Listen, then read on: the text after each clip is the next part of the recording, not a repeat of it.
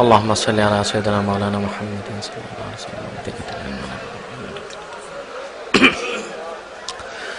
إن الحمد لله نحمده ونستعينه ونستغفره ونعوذ بالله من شرور أنفسنا ومن سيئات أعمالنا.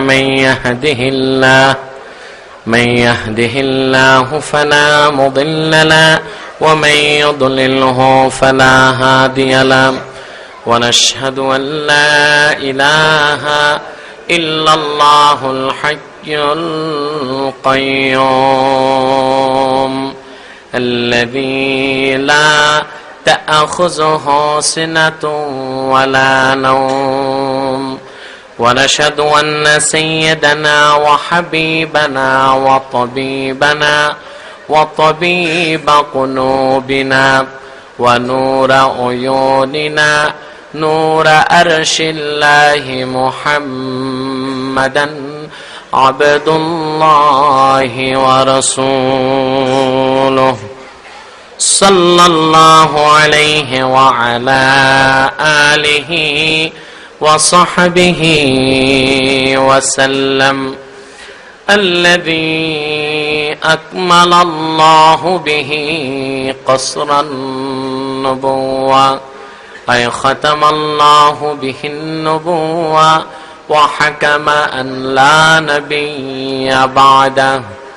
وأعلن في القرآن بالبرهان أنه خاتم النبيين الذي لا نبي بعده الذي أرسله بالحق بشيرا ونذيرا وداعيا إلى الله بإذنه وسراجا منيرا.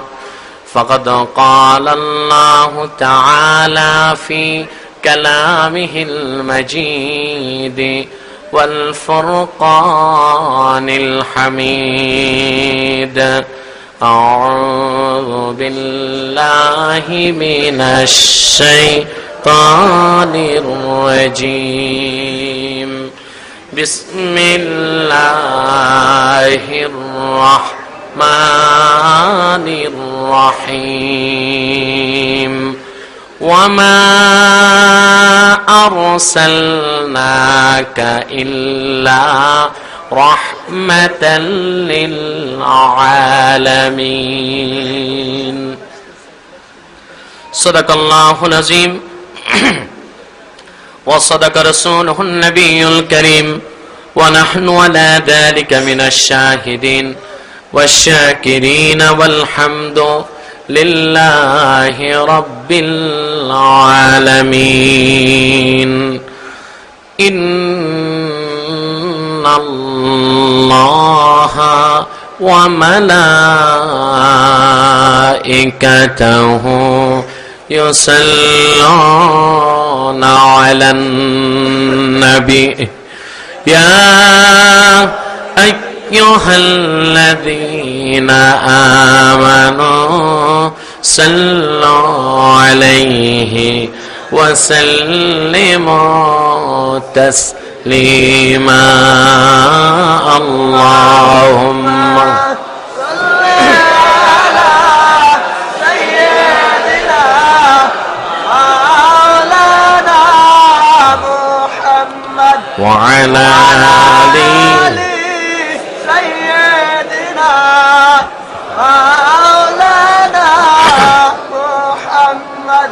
জোরে সোরে মহব্বতের সাথে পড়েন আল্লাহুম্মা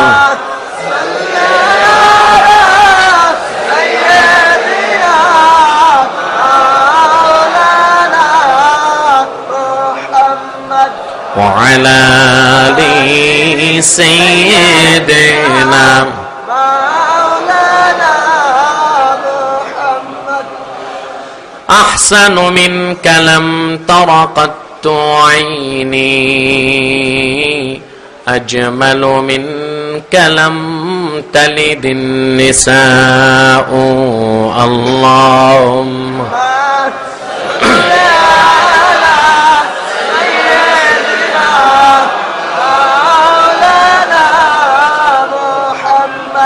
وعلى آل سيدنا مولانا محمد خلقت مبرأ من كل عيب كأنك خلقت كما تشاء اللهم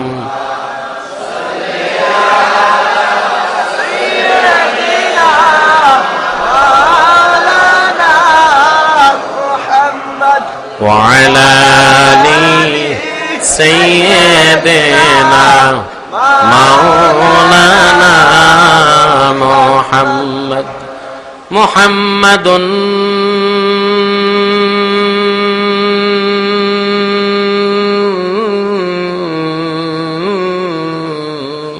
رسول الله ختم الله به النبوة وحكم أن لا نبي بعده بلغ العلم بكماله كشف الدجى بجماله حسنت جميع خصاله صلوا عليه। উপস্থিত সম্মানিত উলামায়ে কেরাম, তুলাবায়ে ইজাম, আসাতিজায়ে কেরাম,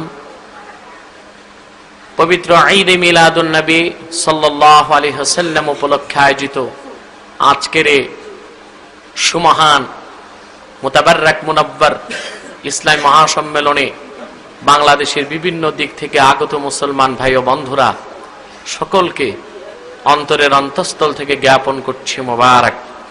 সবটুকুন শুকরিয়া আল্লাহ সুবহান মহিয়ান গরিয়ান সর্বশক্তিমান আল্লাহ পাকের জন্য, যিনি আজকের এই বরকতপূর্ণ নুরানি মাহফিলে আসার ও বসার তৌফিক দান করেছেন। সেজন্য আসুন আমরা সকলেই একবার অবনত চিত্তে হৃদয়ের আবেগ অনুভূতিকে উজাড় করে সমবেত কণ্ঠে রাতের নিস্তব্ধতা ভঙ্গ করে ইমানের তেজে তেজিয়ান হয়ে সিংহ শার্দুলের মতো গর্জে একবার বলি আলহামদুলিল্লাহ। লাখ কোটি তার চেয়ে অনেক অনেক অনেক বেশি দরুদ ও সালাম আল্লাহর সৃষ্টির প্রধান আকর্ষণ, বিশ্বসভার সভাপতি, সমস্ত নবী রাসূলগণের মাথার মুকুট, শামসুল হিদায়াত, বদরুদ্দুজা, সৈয়দুস সাকালাইন, ইমামুল মুরসালিন, খাতামুন নবিয়্যিন ওয়াল মুরসালিন, আফতাবে নবুওয়াত, শাহনশাহে রিসালাত, সরকারে দো জাহাं, সুলতানে মদিনা, হুজুরে আকরম, নূরে মুজাসসাম, নূরুন আলা নূর, মুহাম্মাদুর রাসূল সাল্লাল্লাহু আলাইহি ওয়াসাল্লাম। আল্লাহ পাক যাকে আজ থেকে 1400 বছর আগে সর্বশ্রেষ্ঠ এবং সর্বশেষ নবী এবং রাসূল হিসেবে প্রেরণ করেছেন, যার পরে আজ পর্যন্ত পৃথিবীতে অবশ্যই কোন প্রকার নবী কিংবা রাসূল আসে নাই, অবশ্যই এখনো নাই, অবশ্যই কিয়ামত পর্যন্ত আসবে না। সুপ্রিয় শ্রোতা মণ্ডলী, রাত এখন গভীর অংশে আমরা পৌঁছে গেলাম। আলহামদুলিল্লাহ, রাত যত গভীর হচ্ছে আল্লাহ তাআলা এ মাহফিলে নূর ও বরকত তত বাড়ায় দিচ্ছেন, বলেন আলহামদুলিল্লাহ।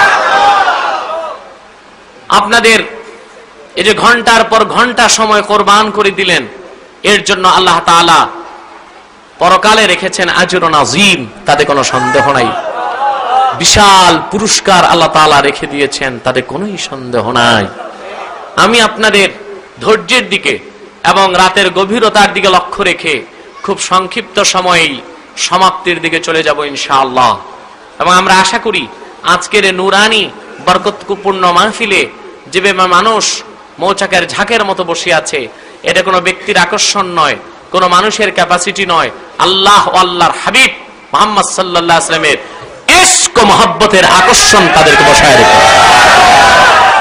বন্ধুরা আমার, অতএব আমরা তারপরও আপনাদের অনেক দূর দূর থেকে যারা এসছেন তাদের বিদায়ের দিকে লক্ষ্য রেখে সময়ের সংকীর্ণতার দিকে লক্ষ্য রেখে, পারিপার্শ্বিক সব দিক বিবেচনা করে খুব সংক্ষিপ্ত সময়ে আজকের মাহফিলের, বরকতপূর্ণ মাহফিলের মুনাজাতের দিকে চলে যাব। পাশাপাশি অত্যন্ত দুঃখিত আমি যে বাংলাদেশের বিভিন্ন এলাকা থেকে কিছু প্রশ্ন এসছে ঈদে মিলাদুন নবী সাল্লাল্লাহু আলাইহি ওয়াসাল্লাম উপলক্ষে।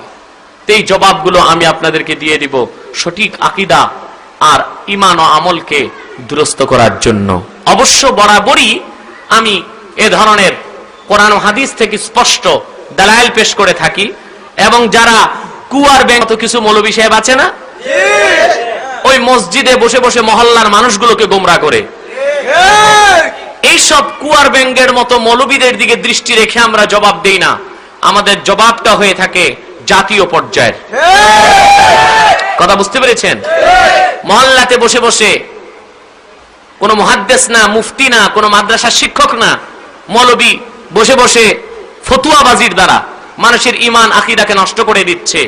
এই 2-4-5 জন কিংবা এই ধরনের এই বল্টু সল্টু টাইপের মৌলবীর ফতুয়ায় এদেশের মুসলমানের সুন্নিয়তকে হ্রাস করা কোনোদিন সম্ভব হবে না।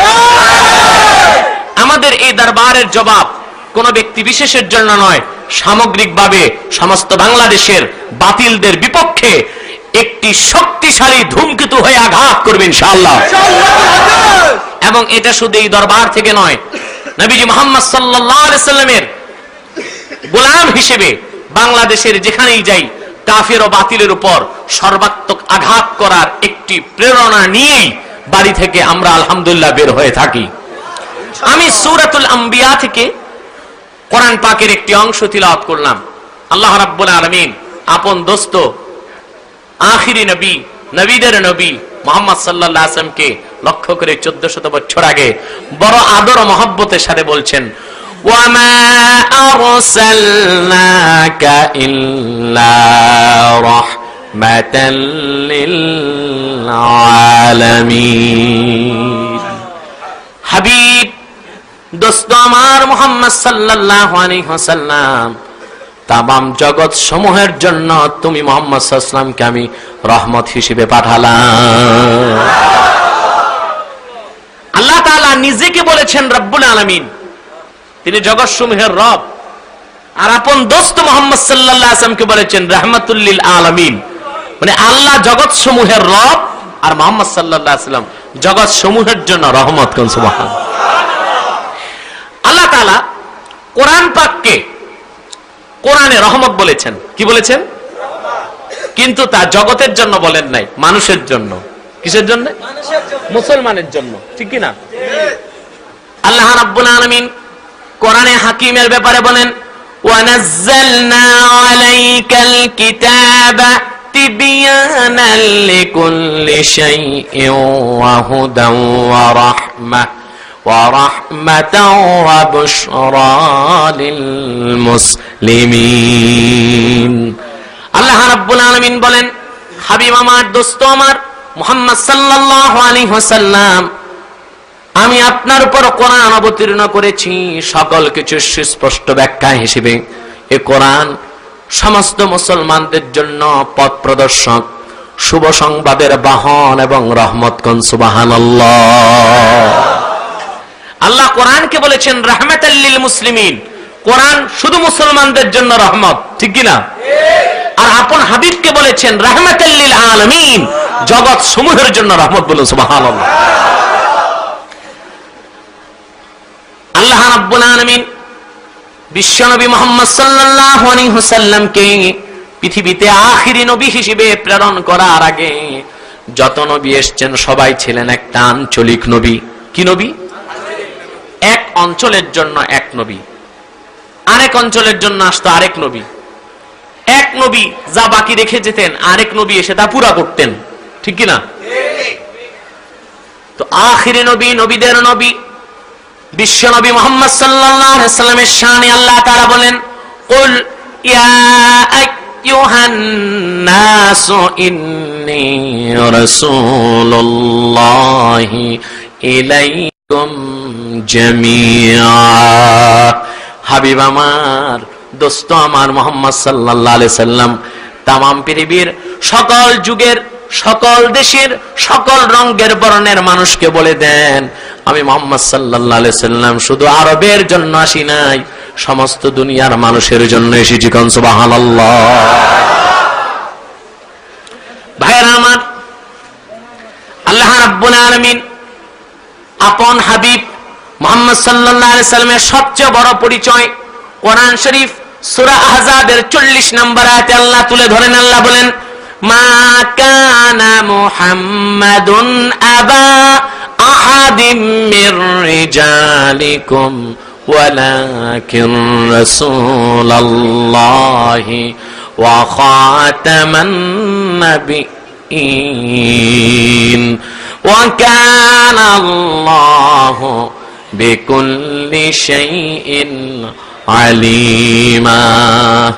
আল্লাহ রাব্বুল আলামিন ঘোষণা করেন, আমার দোস্ত মুহাম্মদ সাল্লাল্লাহু আলাইহি ওয়াসাল্লাম তোমাদের কোন প্রাপ্তবয়স্ক পুরুষের পিতা নন, বরং তিনি আল্লাহর শেষ নবী। ওনার পরে কোন প্রকারে নবী কিংবা রাসূল কিয়ামত পর্যন্ত আসবে না। এটা কার ঘোষণা? এই আইন, এই সিদ্ধান্ত আল্লাহ গ্রহণ করেছেন আদম সৃষ্টির আগে। কোন সুবহানাল্লাহ। সুনান তিরমিজিতে এসেছে, এক সাহাবী এসে আল্লাহর হাবিবকে বললেন, মাতা কুনতা নাবিয়্যা ইয়া রাসূলুল্লাহ, ও আল্লাহর রাসূল আপনি কখন থেকে নবী? আরেকজন প্রশ্ন করলেন, মাতা কুতিবতা ইয়া রাসূলুল্লাহ, আয় মাতা কাতাবাকাল্লাহু নাবিয়্যা, হুজুর কখন থেকে আপনি আল্লাহর নবী? বিশ্ব নবী ইরশাদ করলেন, কুনতু নাবিয়্যা ওয়া আদামু বাইনার রূহি ওয়াল জাসাদ, আদমের একটা অংশ ছিল দেহ আর একটা আত্মা, আদম জীবিত হয় নাই। আল্লাহ রাব্বুল আলামিন তখন আমাকে নবী হিসেবে ঘোষণা দিয়েছেন। সুনান তিরমিজিতে এসেছে, আল্লাহর হাবিব নবী মুহাম্মদ সাল্লাল্লাহু আলাইহি ওয়াসাল্লাম ইরশাদ করেছেন, আদম যখন ধুলার মাটির মধ্যে গড়াগড়ি খায়, আল্লাহ রাব্বুল আলামিন আমি শেষ নবী সে ঘোষণা তখন দিয়েছেন। মুহাম্মদ সাল্লাল্লাহু আলাইহি ওয়াসাল্লাম শুধু মুসলমানদের জন্য নবী হয়ে আসেন নাই, তিনি সমস্ত নবীদের নবী ছিলেন। কোন সুবহানাল্লাহ। মিশকাত শরীফের প্রসিদ্ধ ব্যাখ্যা গ্রন্থ হচ্ছে মিরকাত, মিরকাতুল মাফাতিহ শারহ মিশকাতিল মাসাবিহ। তাকদীরের আলোচনায় হানাফি মাযহাবের বিশিষ্ট ফকিহ মোল্লা আলী কারি রাহিমাহুল বারি বড় সুন্দর কথা লিখেছেন। তিনি লেখেন, আল্লাহ রাব্বুল আলামিন মানব জাতিকে আলামে আরওয়াহ থেকে, আত্মার জগৎ থেকে আলামে আসবাব বস্তু জগতে প্রেরণ করার আগে আত্মার জগতে একটা সম্মেলন করেছিলেন। কোন সুবহানাল্লাহ। সমস্ত আত্মাগুলোকে আল্লাহ রাব্বুল আলামিন এক জায়গায় উপস্থিত করলেন। আত্মার জগতে আল্লাহ রাব্বুল আলামিন একটি প্রশ্ন করেছেন, আলাস্তু বিরাব্বিকুম, আমি কি তোমাদের রব না? কোরআন পাকে জবাব এসেছে, সমস্ত আত্মাগুলো জবাব দিয়েছে, ক্বালু বালা, তারা বলল হ্যাঁ আপনি আমাদের রব। হযরত মোল্লা আলী কারি রাহিমাহুল বারি মিরকাত শারহ মিশকাত প্রথম খণ্ডে লেখেন, আল্লাহ রাব্বুল আলামিন যখন প্রশ্ন করেছেন আমি কি তোমাদের রব না, এই প্রশ্নের জবাব আত্মার জগতের কোন আত্মার জানা ছিল না। সর্বপ্রথম আত্মার জগতের সীমাহীন নিস্তব্ধতা ভঙ্গ করে প্রথম যিনি জবাব দিলেন হ্যাঁ আপনি আমার রব, তিনি আর কেউ না, আর কেউ না, বিশ্ব নবী মুহাম্মদ মুস্তাফা সাল্লাল্লাহু আলাইহি সাল্লাম প্রথম জবাব দিয়েছেন হ্যাঁ আল্লাহ আপনি আমার রব। মিরকাত প্রণেতা লেখেন, ইন লাম ইউআফিকু قول محمد صلى الله عليه وسلم لكفروا في عالم الارواح عالم الارواح, যদি আত্মার জগতের আত্মাগুলো মুহাম্মদ সাল্লাল্লাহু আলাইহি ওয়াসাল্লামের উত্তরের মতো উত্তর না দিত, আত্মার জগতই সব কাফের হয়ে যেত, দুনিয়া বলতে আর কোনো কিছু থাকতো না। তাহলে বিশ্বনবী মুহাম্মদ সাল্লাল্লাহু আলাইহি ওয়াসাল্লাম সমস্ত জগতের নবী, সমস্ত জগতের জন্য রহমত, আদম থেকে ঈসা পর্যন্ত সমস্ত নবীর তিনি নবী। আত্মার জগতে যখন হেদায়েতের কেউ ছিল না, সমস্ত নবীদেরকে হেদায়েত করেছেন মুহাম্মদ সাল্লাল্লাহু আলাইহি ওয়াসাল্লাম।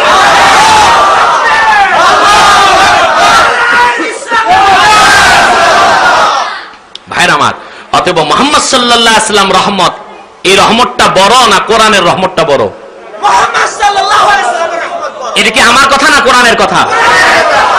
এখন বলেন, এই মহল্লার মসজিদের কুয়ার ব্যাং মৌলবী কি বুঝে, কদ্দুর পড়ছে, ও কোরআন হাদিস কি বুঝে? তা আমরা তো এই নান্টু ছাল্টু মৌলবীদের কথায় কান দেই না মোটেও। কথা বুঝতে পেরেছেন? সামগ্রিকভাবে সারা বাংলাদেশে আমরা আমাদের আলহামদুলিল্লাহ কর্মসূচিকে চালিয়ে যাচ্ছি। আলহামদুলিল্লাহ আমরা দেখতেছি, এই কারণে মদিনাতুল মুনাওয়ারা থেকে খাস তাওয়াজ্জু পাচ্ছি। আমাদের এই অপ্রতিরোধ্য যাত্রাকে আটকে দেওয়ার মতো শক্তি বাংলাদেশে পয়দা হয় নাই। বন্ধুরা আমার, ভাইয়েরা আমার, আপনারা ফলটা দেখবেন ইনশাআল্লাহ। এদেশের চিত্র পাল্টে যাবে ইনশাআল্লাহ, দেখবেন। এখনো ময়দান হাতছাড়া হয় নাই। বাংলাদেশ ভ্রমণ করে দেখেন যে আল্লাহর হাবিবের আশিকের সংখ্যা কতটুক আর দুশমনের সংখ্যা কতগুলো আছে। ভাইরা আমার, আল্লাহ রাব্বুল আলামিন আপন হাবিবের শানে বলেছেন, ওয়ামা আরসালনাকা ইল্লা রাহমাতাল লিল আলামিন। দোস্ত আমার, বন্ধু আমার, মুহাম্মদ সাল্লাল্লাহু আলাইহি সাল্লাম আলামিনের জন্য, জগৎ সমূহের জন্য আমি আল্লাহ তোমার রহমত হিসেবে পাঠিয়েছি। কোন সুবহানাল্লাহ। এখন আলামিন কতটুকু? এটা তো দুনিয়া, এটা কি বাস এতটুকু আলামিন? আলামিন অর্থ কি?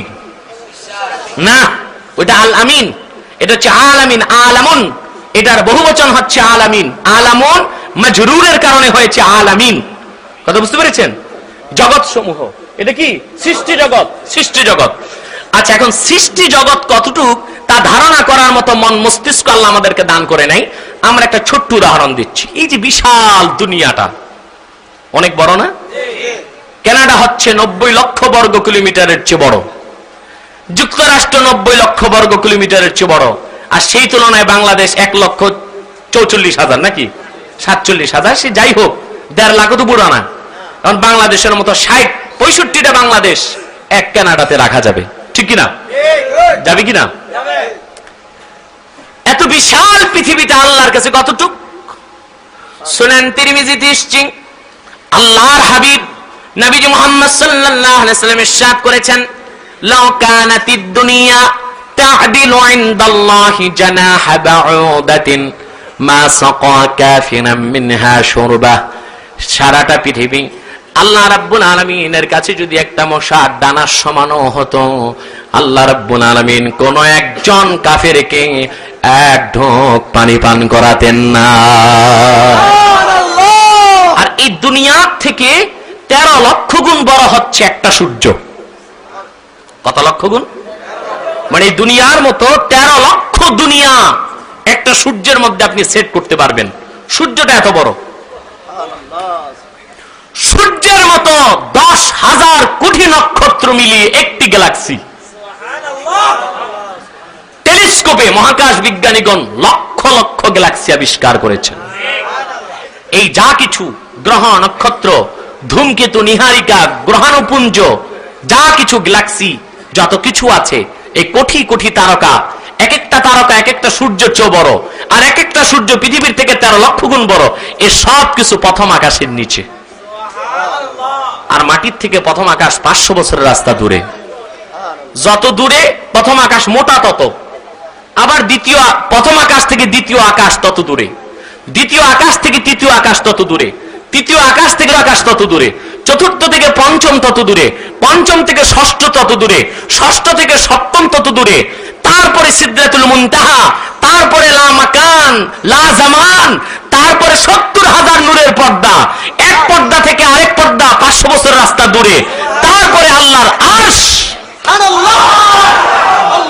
ওই আল্লাহর আরশ থেকে তাহতা সারা, 7 আকাশের উপর থেকে 7 আকাশের উপরে সর্বশেষ সীমানা, আর 7 জমিনের নিচে সর্বনিম্ন সীমানা, এই সবটুকুন হচ্ছে আলামিন।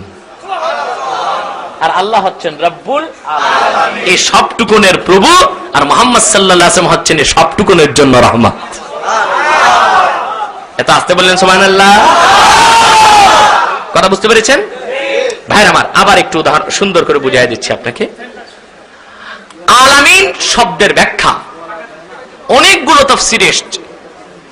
আলহামদুলিল্লাহ পিছনে আমাদের লাইব্রেরি দেখতে পাচ্ছেন, এখানে আছে, ভিতরে আছে, পর্দার ওপাশে 6-7 লক্ষ টাকার কিতাব সংগ্রহে আছে আলহামদুলিল্লাহ। 16-17টা তাফসীরে আমি দেখেছি আলহামদুলিল্লাহ। সবচেয়ে সুন্দর এক কথায় ব্যাখ্যা করেছেন ইমাম শাওকানি। ইমাম ওনার লেখা একটা তাফসীর আছে, তাফসীর ফাথুল কাদির।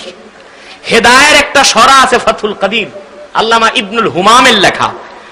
আর তাফসীরের জগতে তাফসীর ফাথুল কাদির, এটা লেখক হচ্ছেন ইমাম শাওকানি। তিনি বড় সুন্দর ব্যাখ্যা করেছেন আলামিনের। তিনি বলেন কুল্লু শাইইন মা সিওয়াল্লাহি আযজা ওয়া জাল, আল্লাহ ছাড়া আকাশে জমিনে ধুলোকে ভুলোকে, আকাশের উপরে আকাশের নিচে, জমিনের উপরে জমিনের নিচে আল্লাহ ছাড়া যা কিছু আছে এ সব কিছু আলামিন। আল্লাহ হচ্ছেন সবকিছুর রব, আর হুজুর হচ্ছেন সবকিছুর রহমত। তাহলে কোরআন রহমত হিসেবে বড় না হুজুর বড়?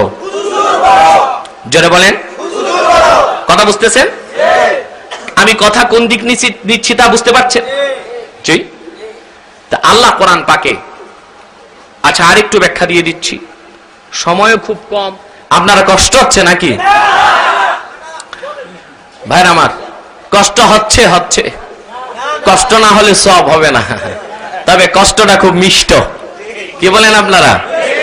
আলহামদুলিল্লাহ, আমরা যে ধরনের মন মানসিকতা নিয়ে বসেছি, এমন একটি রাত কিভাবে পার হয়ে যাব টেরও পাবো না। ভাইরা আমার, তারপরও আমরা খুব সংক্ষিপ্ত সময়ে সমাপ্তির দিকে চলে যাচ্ছি ইনশাআল্লাহুল আজিজ। ভাইরা আমার, এবার আপনি আমার কথাগুলোকে মিল দেন। এতক্ষণ আমরা দেখলাম আল্লাহ হচ্ছেন রব্বুল আলামিন, আর আমার হুজুর হচ্ছেন রাহমাতুল লিল আলামিন। ঠিক কিনা বলেন? এবার দেখেন আল্লাহ তাআলা কোরআন শরীফে বলছেন সুবহানাল্লাযী আসরা বিআবদিহি লাইলাম মিনাল মাসজিদিল হারামি ইলাল মাসজিদিল আকসা ইলা আখিরিল আয়াহ। আল্লাহ তাআলা বলছেন পবিত্র আল্লাহ রাব্বুল আলামিন তিনি, যিনি আপন দোস্ত মুহাম্মদ সাল্লাল্লাহু আলাইহি ওয়াসাল্লামকে সায়র করিয়েছেন, ভ্রমণ করিয়েছেন রাতের একটি ছোট্ট অংশে বাইতুল্লাহ থেকে বাইতুল মুকাদ্দাস পর্যন্ত। কাবা ঘর থেকে বাইতুল মুকাদ্দাস যেতে ১৫০০ বছর আগে লাগতো 15 দিন, ফিরতে 15 দিন, 1 মাসের রাস্তা। বাইতুল মুকাদ্দাস থেকে হুজুর উপরে উঠলেন, উরুজ, ঊর্ধ্বগমন। এই ঊর্ধ্বগমন উরুজ থেকেই মেরাজ। হুজুর পাক সাল্লাল্লাহু আলাইহি সাল্লাম বাইতুল মুকাদ্দাস থেকে সোজা উপরে উঠলেন, প্রথম আকাশ পার হলেন, দ্বিতীয় আকাশ পার হলেন, তৃতীয় আকাশ পার হলেন, চতুর্থ আকাশ পার হলেন, পঞ্চম, ষষ্ঠ, সপ্তম সিদরাতুল মুনতাহা পার হলেন, লা মাকান লা জামান পার হলেন। একের পর এক ৭০,০০০ নূরের পর্দা পার হয়ে মক্কাতে যে জুতা ছিল পায়ে, ওই জুতা নিয়ে আল্লাহর নূরের আরশে দাঁড়ালেন। এটা তো কোরআন হাদিস, ঠিক কিনা? হুজুর যে সশরীরে আল্লাহর আরশে গেছেন, এটার এনকারকারী মুসলমান না কাফের? এবং হুজুর নিজের চোখে আল্লাহকে দেখেছেন, কোন সুবহানাল্লাহ, ঠিক কিনা? ভাইরা আমার, বন্ধুরা আমার, এবার লক্ষ্য করে দেখেন, দুইটা জিনিস বুঝাচ্ছি। মক্কা থেকে বাইতুল মুকাদ্দাস পর্যন্ত এই শত শত মাইল রাস্তাকে আল্লাহ রাব্বুল আলামিন সফর বলেন নাই, সায়র বলেছেন। কি বলেছেন? আসরা, সায়র। সায়র, মাল ফারকু বাইনা সায়র ওয়াস সাফার। সফর আর সায়রের মধ্যে পার্থক্য কি? সফর হচ্ছে দূরে যাওয়া, নিজের বাড়ি ছেড়ে আরেকজনের বাড়িতে। কথা বুঝেন না? আপনি আপনার সীমানা ছেড়ে ৪৮ মাইল দূরে গেলে এটা হবে সফর। ওটা কি হবে? আপনি হবেন মুসাফির। কি হবেন? আর যদি সকাল সন্ধ্যা আপনার মনে করেন ২-৪০০ কানি ক্ষেত নিয়া, বাগান নিয়া বাড়ি, এইটা ঘোরাফেরা করেন, নিজের বাড়ির যত দূরেই যান, ওইটাকে সফর হবে না সায়র হবে? কথাটা বুঝেন নাই? ওটা কি হবে? সায়র। তাহলে বোঝা যায় নিজের বাড়ি ছেড়ে আরেকজনের এলাকায় গেলে ওইটা সফর, আর নিজের এলাকায় ঘোরাঘুরি করলে ওইটা কি? এবার ভাইরা লক্ষ্য করে দেখেন, আল্লাহ রাব্বুল আলামিন আপন হাবিব মুহাম্মদ সাল্লাল্লাহু আলাইহি ওয়াসাল্লামকে মক্কা থেকে শত শত মাইল দূর বাইতুল মুকাদ্দাস পর্যন্ত নিলেন, সেখান থেকে আরশে আজিম পর্যন্ত নিলেন। আল্লাহ সফর বলেন, সায়র বলেছেন। নিজের এলাকা ছেড়ে আরেক এলাকায় গেলে সফর হয়, আর নিজের এলাকায় ঘুরলে ওইটা সায়ের হয়। আল্লাহ সফর বলেন নাই, সায়ের বলেছেন এই জন্য যে দোস্ত মুহাম্মদ সাল্লাল্লাহু আলাইহি ওয়াসাল্লাম 7 আকাশ 7 জমিন সৃষ্টি করে তোমার কদমের নিচের জুতার তলার নিচে হাদিয়া করে দিলাম। ঠিক কিনা বলেন? আল্লাহ বুঝাই দিলেন, দোস্ত দোস্ত তুমি শুধু মক্কার না, তুমি প্রফেট অফ ইউনিভার্সাল, তুমি গোটা বিশ্ব জগতের নবী, তুমি আদম থেকে ঈসা সমস্ত নবীর নবী, তুমি জিবরাইলের নবী, তুমি মিকাইলের নবী। আমি আল্লাহ ছাড়া জগতের সকলের উপর তোমার কর্তৃত্ব কায়েম করে দিলাম।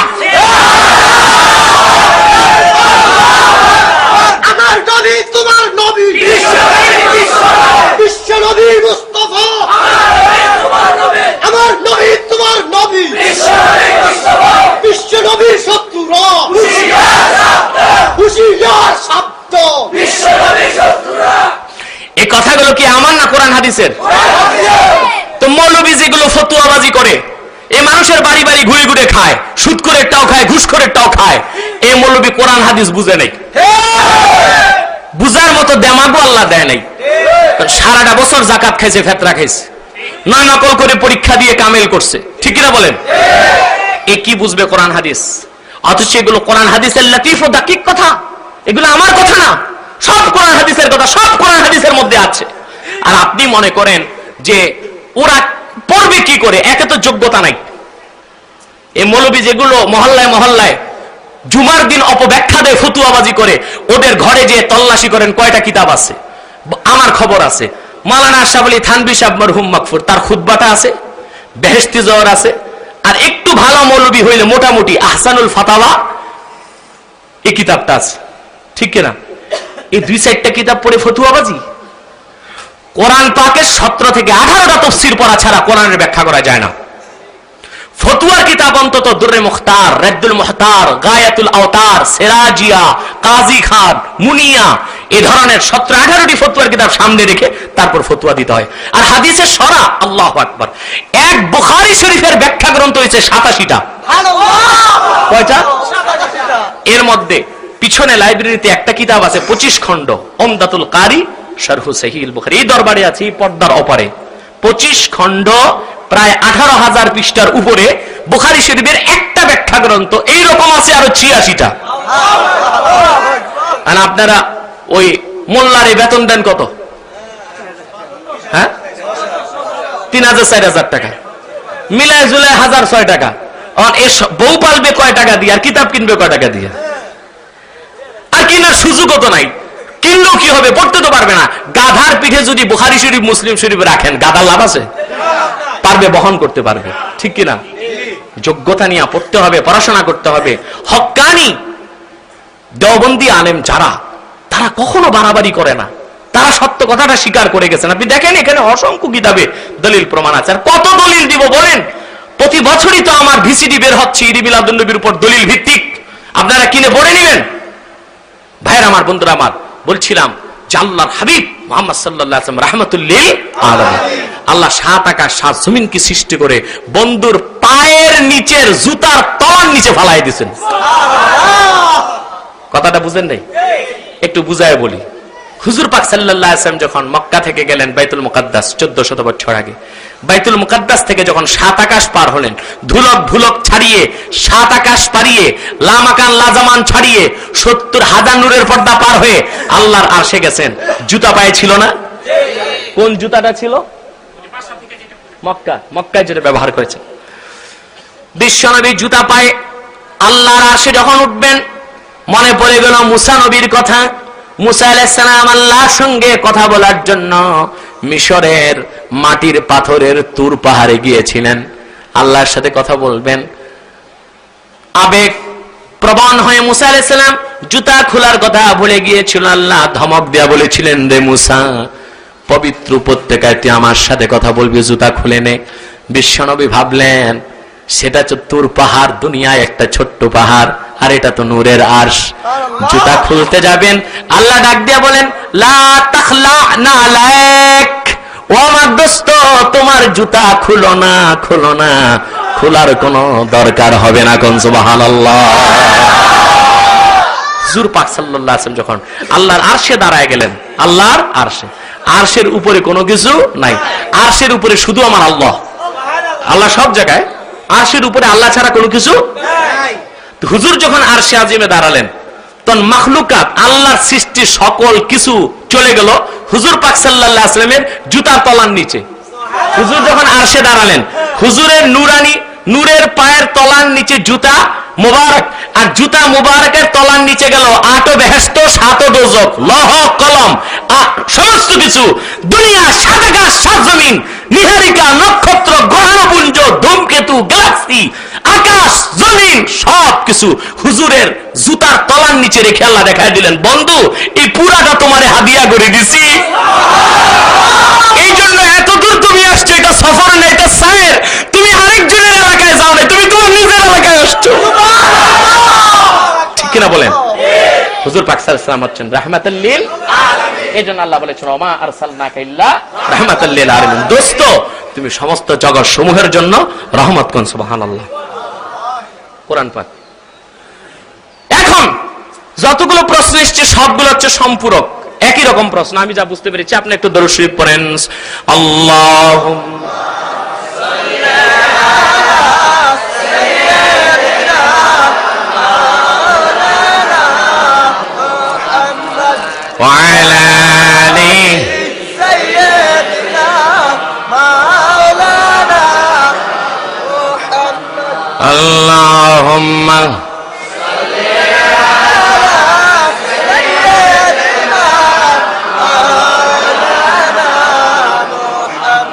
وعلى آله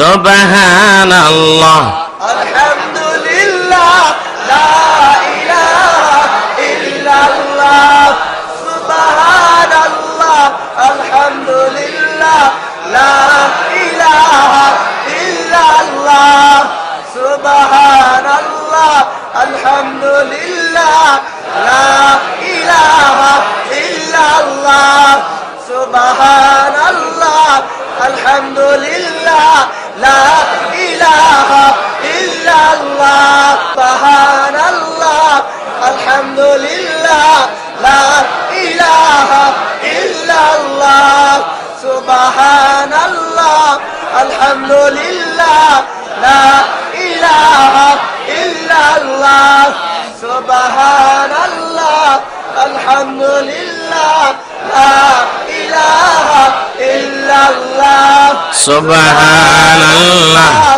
الحمد لله لا إله إلا الله سبحان الله الحمد لله لا إله إلا الله سبحان الله الحمد لله لا إله إلا الله سبحان الله الحمد لله لا إله إلا الله سبحان الله الحمد لله لا إله إلا الله الحمد لله لا إله إلا الله سبحان الله الحمد لله لا إله إلا الله سبحان الله الحمد لله لا إله إلا الله سبحان الله الحمد لله لا إله إلا الله لا إله إلا الله محمد رسول الله صلى الله عليه وسلم। কিছু প্রশ্ন এসছে আজকের আমাদের এই প্রোগ্রামের সাথে সম্পর্কিত না, ওই হানাফি মাযহাবের বিভিন্ন মাসালা নিয়ে এই প্রশ্নগুলো যারা করেছেন আমার সাথে ব্যক্তিগতভাবে জেনে নেবেন, যেহেতু রাত বেশি হয়ে গেছে। ঈদ এ মিলাদুন নবী সাল্লাল্লাহু আলাইহি ওয়াসাল্লাম উপলক্ষে কিছু প্রশ্ন এসছে। যে এখানে এক ভাই প্রশ্ন করেছে যে কোন এক জুমায় আশেপাশের কোন এলাকার এক মৌলবী বলেছে যে ঈদ এ মিলাদুন নবী সাল্লাল্লাহু আলাইহি ওয়াসাল্লাম পালন করা জায়েজ নেই। সে যুক্তি দিয়েছে সাহাবাগণ তাবে তাবিগণ ঈদে মিলাদুন্নবী সাল্লাল্লাহু আলাইহি ওয়াসাল্লাম পালন করেননি, তাহলে আমরা কেন পালন করব? আমরা কি তাদের থেকে বেশি ধর্মকর্ম করি কিনা? আসলে যে মৌলবী বলেছে, আমি মনে করি সে খুবই জাহেল টাইপের একটা মৌলবী। কথা বুঝতে পেরেছেন? এটা ইমামতি ছাড়া আর কোনো যোগ্যতা নাই। সাহাবায়ে কেরাম ও তাবিঈনগণের যুগে যা ছিল না তাই যদি পরিত্যাজ্য হয়, তাহলে প্রথমে মাযহাব ছাড়তে হবে। কি ছাড়তে হবে? কারণ সাহাবীদের যুগে, তাবিঈনদের যুগে হানাফি, শাফি, মালিকি, হাম্বলি বলে কোনো মাযহাব ছিল না। হুজ্জাতুল্লাহিল বালেগায় ওলিউল্লাহ মুহাদ্দিস দেহলভী লিখেছেন যে রাসূল পাক সাল্লাল্লাহু আলাইহি সাল্লাম দুনিয়া থেকে বিদায় নেওয়ার, সাহাবীদের বিদায় নেওয়ার 420 বছর পরে মাযহাব আবিষ্কার। কত বছর পরে? কিন্তু এটা কোন মৌলবী আমি চিনতেছি না, তাকে চিনলে তার কান টেনে ছিঁড়ে দিতাম। কারণ নিজে জাহেল মানুষ, পড়াশোনা নাই, ফতুয়াবাজি করার তো দরকার নাই নাকি? কিন্তু সে নিজেও নিশ্চয়ই মাযহাব মানতেছে একটা। কি বলেন? তো সাহাবীদের যুগে, তাবিঈনদের যুগে যা ছিল না তাই যদি পরিত্যাজ্য হয়, তাহলে মাযহাব ছাড়তে হয়। ঠিক, সাহাবীদের যুগে কাদরিয়া, চিশতিয়া, নকশবন্দিয়া, মুজাদ্দিদিয়া বলে কোনো তরিকা ছিল না। অথচ আমরা প্রত্যেকেই মুসলমান, সুন্নি মুসলমানই কোনো না কোনো তরিকার অন্তর্ভুক্ত। এমনকি হক্কানি দেওবন্দি যারা, তারা চিশতিয়া সাবেরিয়া তরিকার মুরিদ। ঠিক কিনা? কোন তরিকায়? চিশতিয়া সাবেরিয়া তরিকা। তাহলে তারাও তরিকা মানতেছে। তাহলে যদি সাহাবী ও তাবিঈনগণের যুগে যা ছিল না তাই যদি পরিত্যাজ্য হয়, তাহলে তো তরিকাও ছাড়তে হয়। 1 নম্বরে ছাড়তে হয় মাযহাব, 2 নম্বরে ছাড়তে হয় সাহাবী এবং তাবিঈনগণের যুগে কোরআন শরীফের আয়াতে কোনো জের জবর পেশ ছিল না। কি ছিল না?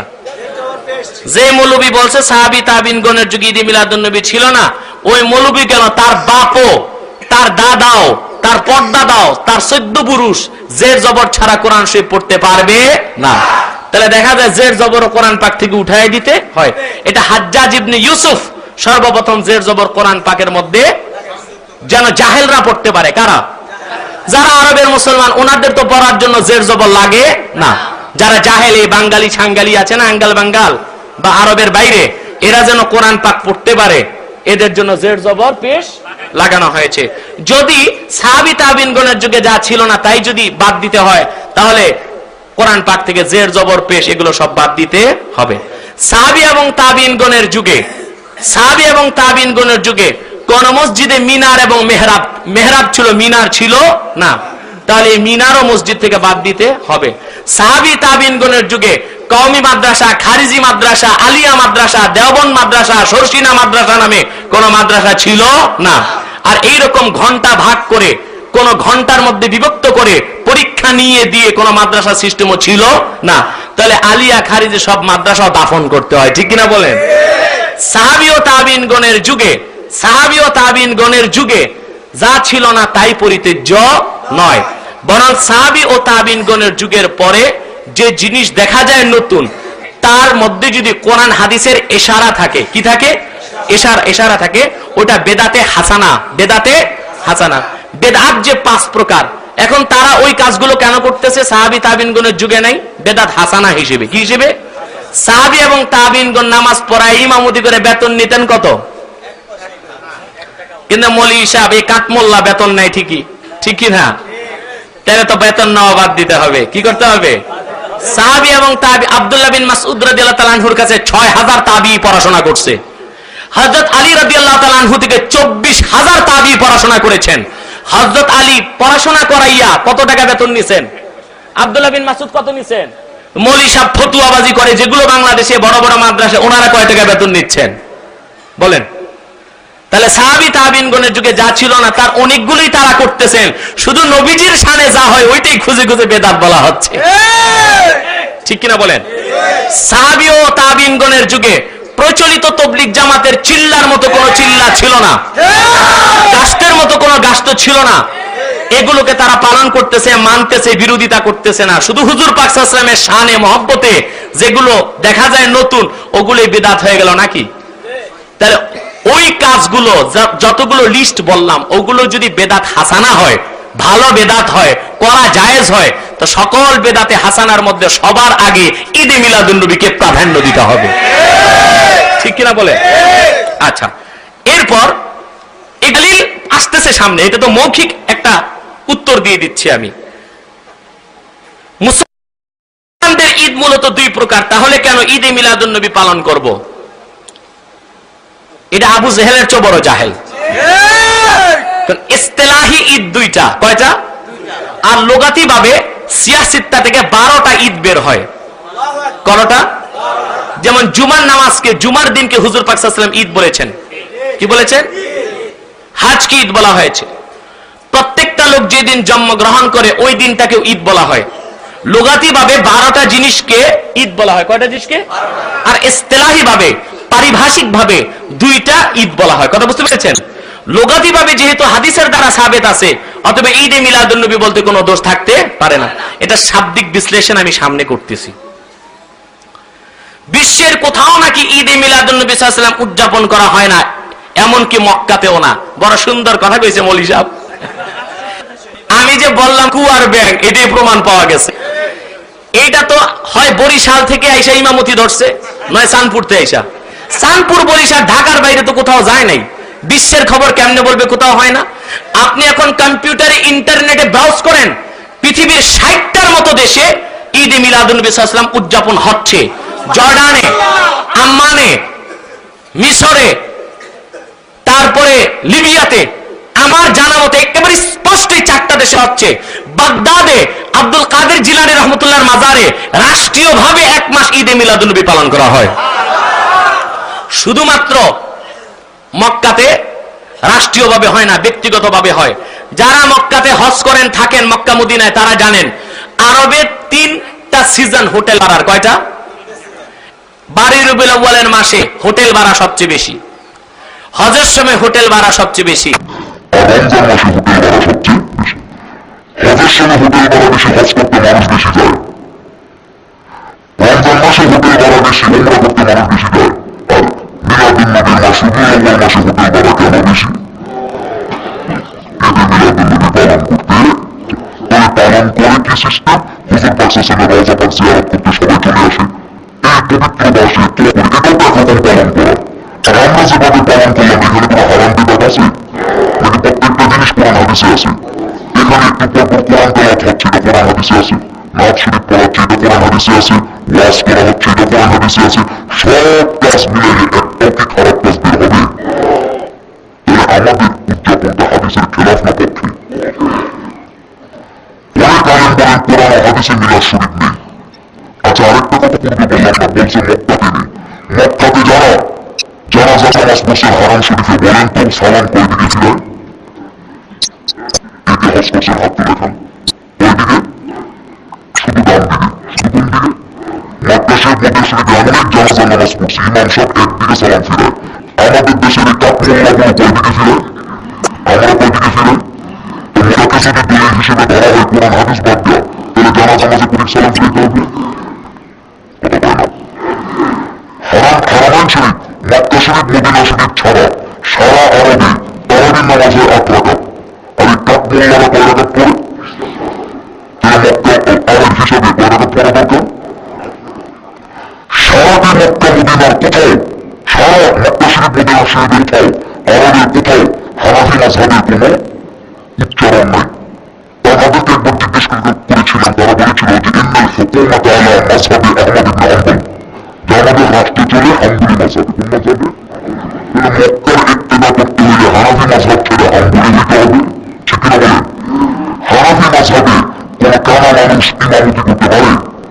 আমরা দেখেছি যে আগে যে আরাফাতে খুতবা দিত, নামাজ পড়াইতো, ওই লোকটা ছিল 200 কানা।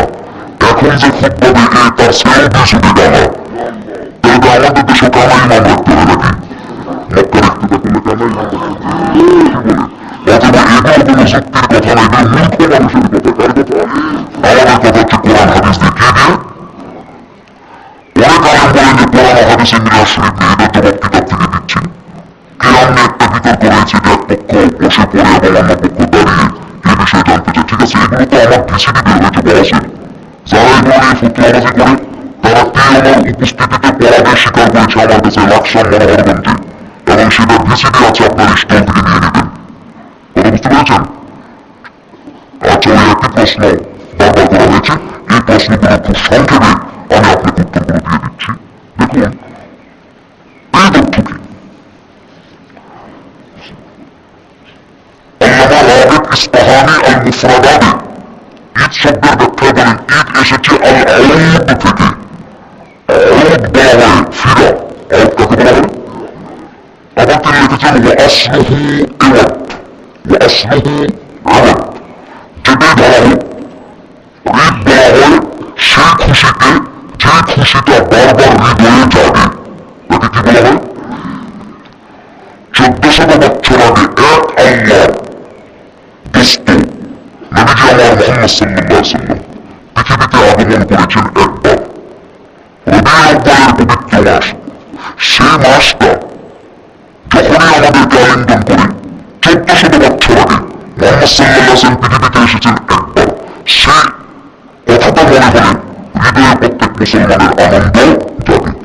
এই যে আনন্দ জাগা আর তার প্রকাশ করা, এটাই হচ্ছে ঈদে মিলাদুন নবী।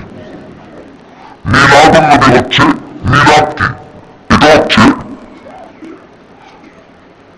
ওয়াক্তুল উলাদা, ওয়ালিদ, মওলুদ, মিলাদ এগুলো সমার্থক। জন্মকালীন সময়, জন্ম বৃত্তান্ত, জন্ম আলোচনা, এগুলোকে আরবিতে বলা হয় মিলাদ। মিলাদুন নবী হচ্ছে নবীজি মুহাম্মদ সাল্লাল্লাহু আলাইহি ওয়াসাল্লামের জন্ম বৃত্তান্ত। এখন নবীজি আমার 570 সনে মা আমিনার ঘরে মক্কায় তশরিফ নিয়ে এসেছেন। যখন তিনি এসেছেন নক্ষত্রগুলো নত হয়ে গেছে, 360টা মূর্তি মা আমিনার ঘরকে সেজদা করেছে। আকাশে বাতাসে ধুলোতে বুলোতে আনন্দের হিল্লোল বয়ে গেল। এই ঘটনাগুলো হাদিসে কি নাই? বুখারীতে নাই, মুসলিমে নাই, তিরমিজিতে নাই, ইবনে মাজাহ নাই, আবু দাউদে নাই। এগুলো তো জন্ম বৃত্তান্ত। জন্ম বৃত্তান্তের আগে হচ্ছে মিলাদ, আর মিলাদুন নবী হচ্ছে মুহাম্মদ সাল্লাল্লাহু আলাইহি ওয়াসাল্লামের জন্ম বৃত্তান্ত। এবার আপনি বলেন মুহাম্মদ সাল্লাল্লাহু আলাইহি ওয়াসাল্লামের জন্ম বৃত্তান্ত যে ব্যক্তি ইনকার করলো, সে একটা দুটো হাদিস ইনকার করলো না শত শত হাদিস, সে কি মুসলমান থেকে না কাফির হয়ে যায়? যেটা বলেন কথাটা বুঝেন না? হুজুর পাক সাল্লাল্লাহু আলাইহি ওয়াসাল্লাম পৃথিবীতে এসেছেন 1400 বছর আগে রহমত হিসেবে। আর আল্লাহর রহমত আসার কারণে আল্লাহ খুশির প্রকাশ করতে কোরআন তাকে আদেশ করেছেন। এই যে আমার হাতে দেখতে পাচ্ছেন, এটা জালালাইন শরীফ। এটা কি? কোরআন পাকের সংক্ষিপ্ত তাফসীর। এটা আমি মক্কা থেকে দিয়েছি। সূরা ইউনূস 58 নম্বর আয়াতে বলেন কুল বিফাদলিল্লাহি ওয়া বিরহমাতিহি ফাবিযালিকা ফালইফরাহু হুয়া খায়রুম মিম্মা ইয়াজমাউন। আল্লাহ তাআলা কোন দোস্ত মুহাম্মদ সাল্লাল্লাহু আলাইহি ওয়াসাল্লামকে বলেন, ও দোস্ত মুহাম্মদ সাল্লাল্লাহু আলাইহি ওয়াসাল্লাম, আপনি বলেন বিফাদলিল্লাহ আল ইসলাম, আল্লাহর অনুগ্রহ বলতে বুঝালেন ইসলাম, ইমাম সুয়ুতীর তাফসীর। ওয়া বিরহমাতিহি আল কোরআন, আর রহমত বলেছেন কোরআনকে। কোনটাকে? ইসলাম আর কোরআন পাওয়ার কারণে আল্লাহ মুমিনদেরকে বলতেছেন মুমিনরা যেন খুশি হয়, খুশির প্রকাশ করে। সুবহানাল্লাহ। আমি আমার আলোচনায় দেখিয়েছি কোরআন হচ্ছে মুসলমানদের জন্য রহমত, আর মুহাম্মদ সাল্লাল্লাহু আলাইহি ওয়াসাল্লাম হচ্ছেন বিশ্বজগতের রহমত। কোরআন আসার কারণে যদি খুশির প্রকাশ করার হুকুম আল্লাহ করেন, কোরআনের চেয়ে বড় রহমতুল্লিল আলামিন মুহাম্মদ সাল্লাল্লাহু আলাইহি ওয়াসাল্লাম 1400 বছর আগে এসেছেন। সেই কথা মনে করে খুশির প্রকাশ করা হতো আল্লাহ কোরআনের সূরা ইউনূসের 58 নম্বর আয়াতের কথা। যারা আলেম তারা জানেন কোরআন থেকে জিনিস দুইভাবে সাবিত হয়, দালালাতুন মাসদারা এবং ইবারাতুন মাসদারা। ইবারাতুন মাসদারা, দালালাতুন মাসদারা। কথা বুঝতে পেরেছেন? অতএব হুজুর পাক সাল্লাল্লাহু আলাইহি ওয়াসাল্লাম আগমন করেছেন 1400 বছর আগে। এই কথা রবিউল মাস আসলে আমাদের হৃদয়ে জাগে, সবসময় জানা দরকার। এই মাস আসলে বেশি জাগে। এতে যদি আমরা আনন্দের প্রকাশ ঘটাই, এতে সওয়াব ছাড়া গুনার কোনো প্রশ্ন আসতে এই ব্যাপারে আমি দীর্ঘ কোনো কথাই বলবো না।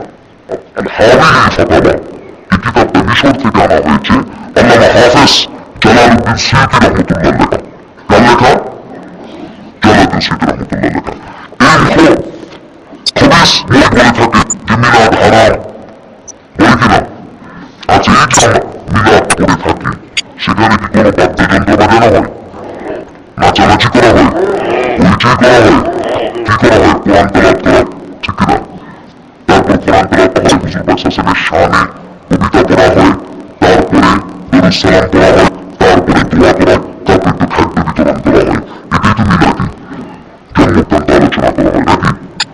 জালালউদ্দিন সুয়ুতী আল-হাওয়াযিন ফাতাওয়া কিতাব দ্বিতীয় খণ্ডের 223-24 পৃষ্ঠায় স্পষ্ট লিখেন আল্লাহ কওলুহু, এর আগে শোনাই আপনাকে।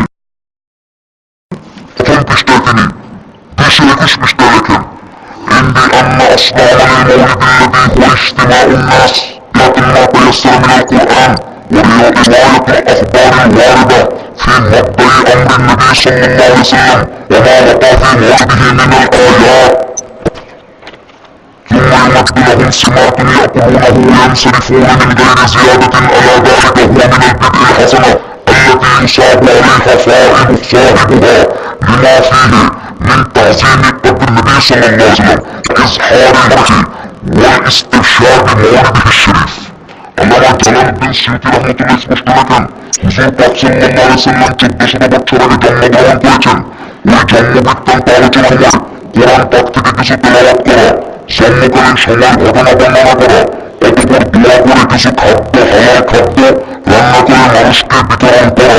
এই কাজগুলো নিঃসন্দেহে বিদআত হাসানা, অতি উত্তম আমল। যে ব্যক্তি এই কাজ করবে সে উত্তম সওয়াবের অধিকারী হবে,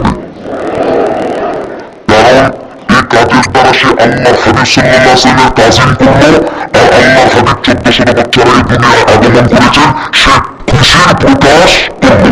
তাহলে 1400 বছর আগে মুহাম্মদ সাল্লাল্লাহু আলাইহি ওয়াসাল্লাম আগমন করেছেন পৃথিবীতে, সেই কথা মনে করে খুশির প্রকাশ করা, খুশির প্রকাশ করা এই খাদ্য বিতরণের দ্বারা, ওয়াজ মাহফিলের দ্বারা, মিলাদ মাহফিলের দ্বারা, এটা হচ্ছে সম্পূর্ণ কোরআন হাদিস মোতাবেক। ঠিক না বলেন?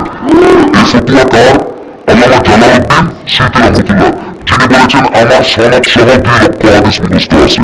আর বলেছেন لو وجدت أكثر منه لحفظته, 2 লক্ষের পরে যদি আরেকটা হাদিসও ঠিক পাইতাম তাহলে মুখস্থ করতাম। মৌলবী যদি খবর পাল্লা বলে থাকে যে সাহাবীদের দিকে যা ছিল না, তাবিঈনদের দিকে যা ছিল না তা বেদাত, অত মুহাদ্দিসিন বেদাত 5 ভাগ করেছেন কয়বার? জোরে বলেন।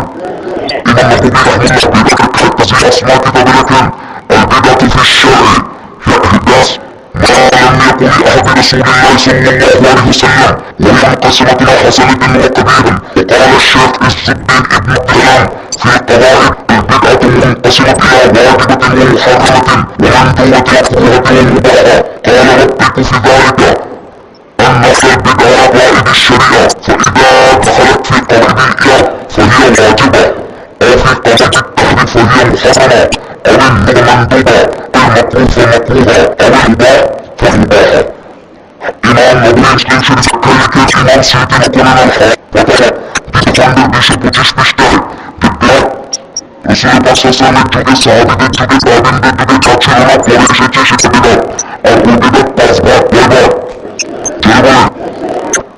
প্রধানত 2 ভাগ, একটা হাসানা আর একটা কবিহা। এই দুইটার আবার 5 ভাগ করা হয় যেমন ওয়াজিবা, মুহাসানা, মানদুবা, মাকরুহা, মুবাহা।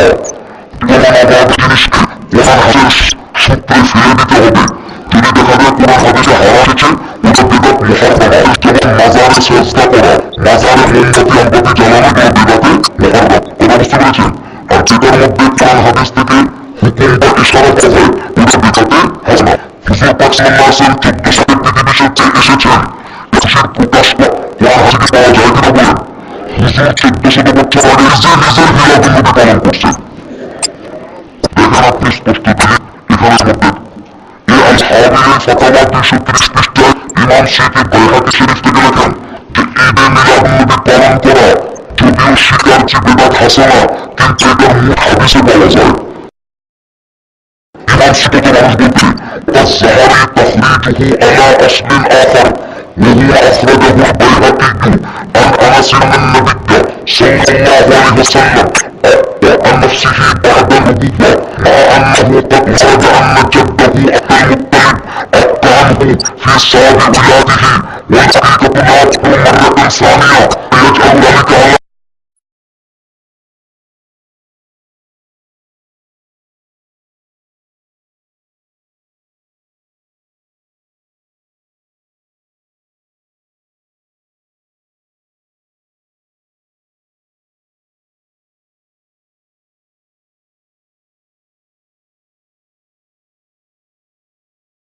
দলের নেতার বিরুদ্ধে কেউ কথা বললে আপনি কি বসে থাকেন? নেত্রীর বিরুদ্ধে বললে কি করেন?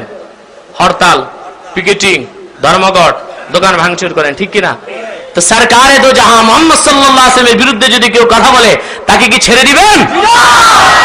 অতএব আজকে বলে দিলাম, যদি আশেপাশে কিংবা দূরবর্তী কোথাও হোক, আজকে যে উত্তরগুলো দিলাম, কোম্পানিগঞ্জ থেকেও আমার কাছে প্রশ্ন এসছে, কুমিল্লা কোম্পানিগঞ্জ থেকে। এটা শুধু এই এলাকার ফিতনা না, বিভিন্ন জায়গায় ফিতনা দেখা দিচ্ছে। কুমিল্লা কোম্পানিগঞ্জ থেকে প্রশ্ন এসছে আমার কাছে, দীর্ঘ প্রশ্ন, এই একই প্রশ্ন। এই জন্য উত্তরগুলো আমি এই বিষয়টির উপরই শুধুমাত্র দিলাম। ওরা যদি নবীজি মুহাম্মদ সাল্লাল্লাহু আলাইহি সাল্লামের শান ও মানের খেলাফ, ঈদে মিলাদুন নবী সাল্লাল্লাহু আলাইহি সাল্লাম, মিলাদ কিয়াম এগুলোর বিরুদ্ধে যদি কথা বলে, মসজিদ কমিটির উপর ফরজ হচ্ছে তাকে বসানো, কি করা? কোরআন হাদিস থেকে জবাব দিতে হবে। সে তো পারবে না, সে তার উস্তাদ নিয়ে বসুক, আমরা বসার জন্য রাজি আছি ইনশাআল্লাহ। কি বলেন আপনারা? কিন্তু বসবেও না, উল্টা ফতুয়াবাজি করবে, এই সুযোগ আপনারা দিবেন না। যদি দেন, কাল কিয়ামতের দিন আখিরি নবী, নবীদের নবী মুহাম্মদ সাল্লাল্লাহু আলাইহি ওয়াসাল্লামের শাফাআত থেকে বঞ্চিত হয়ে যাবেন। আল্লাহ তাআলা যেন আমাদের সকলকে কবুল করেন, আল্লাহ তাআলা আমাদের সকলকে যেন মঞ্জুর করেন, বলুন আল্লাহুম্মা আমিন। এখন তওবা করে নেন, এরপর আমরা মুনাজাত করে ফেলতেছি। সকলেই আমার সঙ্গে উচ্চারণ করুন, এটা হচ্ছে তওবা। এটা কি? তওবা। কি বিয়ে মারিফতটা টেবিল থেকে নিয়ে আসো। আর আমরা খোলা মাঠে মুরিদ করি না, কারণ বিভিন্ন তরিকার লোক থাকে, বুঝতে পারছেন? আমার কাছে আগে অনেকে মুরিদ হয়েছেন, আরো যারা বাকি আছেন মুনাজাতের পর আলাদা দেখা করবেন। অনেক পীর সাহেব আছে মাঠে মুরিদ করা শুরু করে দেয়, মানে আরেক পীরের মুরিদের বয়াতটাও নষ্ট করে, কথা বুঝতে পেরেছেন? এটা আমার আব্বাজান দাদাজান করতেন না, আমরাও করি না। যারা হতে ইচ্ছুক তারা পরে দেখা করবেন। बिस्मिल्लाहिर रहमानिर रहीम। या अल्लाह, तौबा किया मैंने सब बुरे कामों से और सब बुरी बातों से। ला इलाहा इल्लल्लाहु मुहम्मदुर रसूलुल्लाह सल्लल्लाहु अलैहि वसल्लम। अल्लाह की सिवा कोई नहीं है माबूद और मोहम्मद सल्लल्लाहु अलैहि वसल्लम अल्लाह की रसूल है, आखिरी नबी है। तौबा किया मैंने बीच तरीका, क़ादरिया, चिश्तिया, नक्शबंदिया, मुजद्दिदिया और मुहम्मदिया सल्लल्लाहु अलैहि वसल्लम। ऊपर हाथ बंदा मोहम्मद इनायतुल्लाह खलीफा हजरत मौलाना मुर्शिदना निसार अहमद अब्बासी जौनपुरी मरहूम मकफूर के। या अल्लाह, आप इन तरीकों की नेमतें मेरे नसीब फरमाइए। আপনারা যে এখন তওবাটা করলেন, এই তওবার গোড়াটা কোথায় তা কি জানেন? কথা বলছেন, জানা দরকার আছে? এক মিনিটে আমি জানাই দিচ্ছি। এটা কোনো ব্যবসায়িক দরবার না, মনে রাখবেন। আজ পর্যন্ত যারাই এই দরবারের সমালোচনা করেছে তাদের নাম ও নিশানা মাটির সাথে মিশে গেছে, আলহামদুলিল্লাহ। আমরা কিছু না, আমরা নবীজি মুহাম্মদ সাল্লাল্লাহু আলাইহি ওয়াসাল্লামের গোলাম, ওনার ইসলামের, ওনার রক্ত ঝরা ইসলামের খাদিম। কথা বুঝতে পেরেছেন? আমাদের কাজ খেদমত করা। আর এখানে নবীজি মুহাম্মদ সাল্লাল্লাহু আলাইহি ওয়াসাল্লামের স্লোগানটাকে প্রাধান্য দেওয়া হয়। আর এই তরিকায় সিলসিলা এসেছে 1400 বছর আগ থেকে। আমি খুব সংক্ষেপে আপনাদেরকে আমাদের এই যে সাজারাটা কিভাবে গেল তা শুনায় দিচ্ছি, যেন আপনাদের মনে সাহস থাকে যে আপনারা বাংলাদেশের কেন, উপমহাদেশের কেন, পৃথিবীর শক্তিশালী একটি তরিকাগুলোর একটি তরিকায় হাত দিয়েছেন, আলহামদুলিল্লাহ। খুব সংক্ষেপে আমি 1 মিনিটে আপনাদেরকে জিনিসটা বুঝাই দিচ্ছি। যেহেতু কষ্ট করেছেন, আজকে এই জিনিসটা জেনে গেলে আপনাদের আরো বাড়বে মনোবল। কথা বুঝতে পেরেছেন?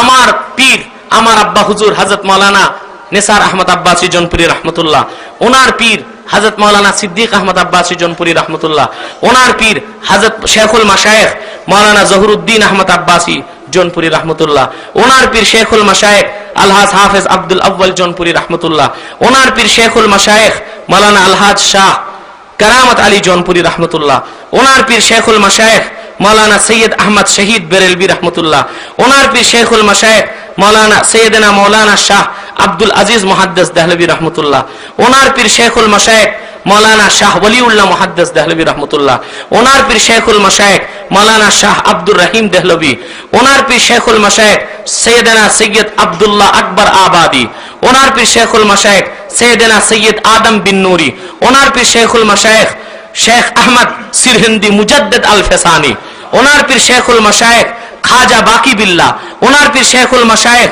খাজা মোহাম্মদ আমকিন কায়, ওনার পীর শেখুল মাশায়েখ হযরত মাওলানা দরवेश, ওনার পীর শেখুল মাশায়েখ মাওলানা জাহিদ কুদ্দিসা সিররুহ, ওনার পীর শেখুল মাশায়েখ সৈয়দনা খওয়াজিম উবাইদুল্লাহ আহরার নকশবন্দি, ওনার পীর শেখুল মাশায়েখ মাওলানা ইয়াকুব চরখি, ওনার পীর শেখুল মাশায়েখ খওয়াজিম আলাউদ্দিন আত্তার রহমতুল্লাহ, ওনার পীর শেখুল মাশায়েখ খাজা বাহাউদ্দিন নকশবন্দি রহমতুল্লাহ, ওনার পীর শেখুল মাশায়েখ খওয়াজিম সৈয়দ আমির কালাল রহমতুল্লাহ, ওনার পীর শেখুল মাশায়েখ খাজা মোহাম্মদ বাবা আসসামাসি, ওনার পীর শেখুল মাশায়েখ সৈয়দনা খাজা আলী আর রামি তানি, ওনার পীর শেখুল মাশায়েখ সৈয়দনা খাজা মাহমুদ আবিল খায়ের আল ফাগনবী, ওনার পীর শেখুল মাশায়েখ খাজা মোহাম্মদ আল আরিফ, ওনার পীর শেখুল মাশায়েখ মাওলানা আব্দুল্লাহ, ওনার পীর শেখুল মাশায়েখ সৈয়দনা খাজা আব্দুল খালেক আল ফাজদাওয়ানি, ওনার পীর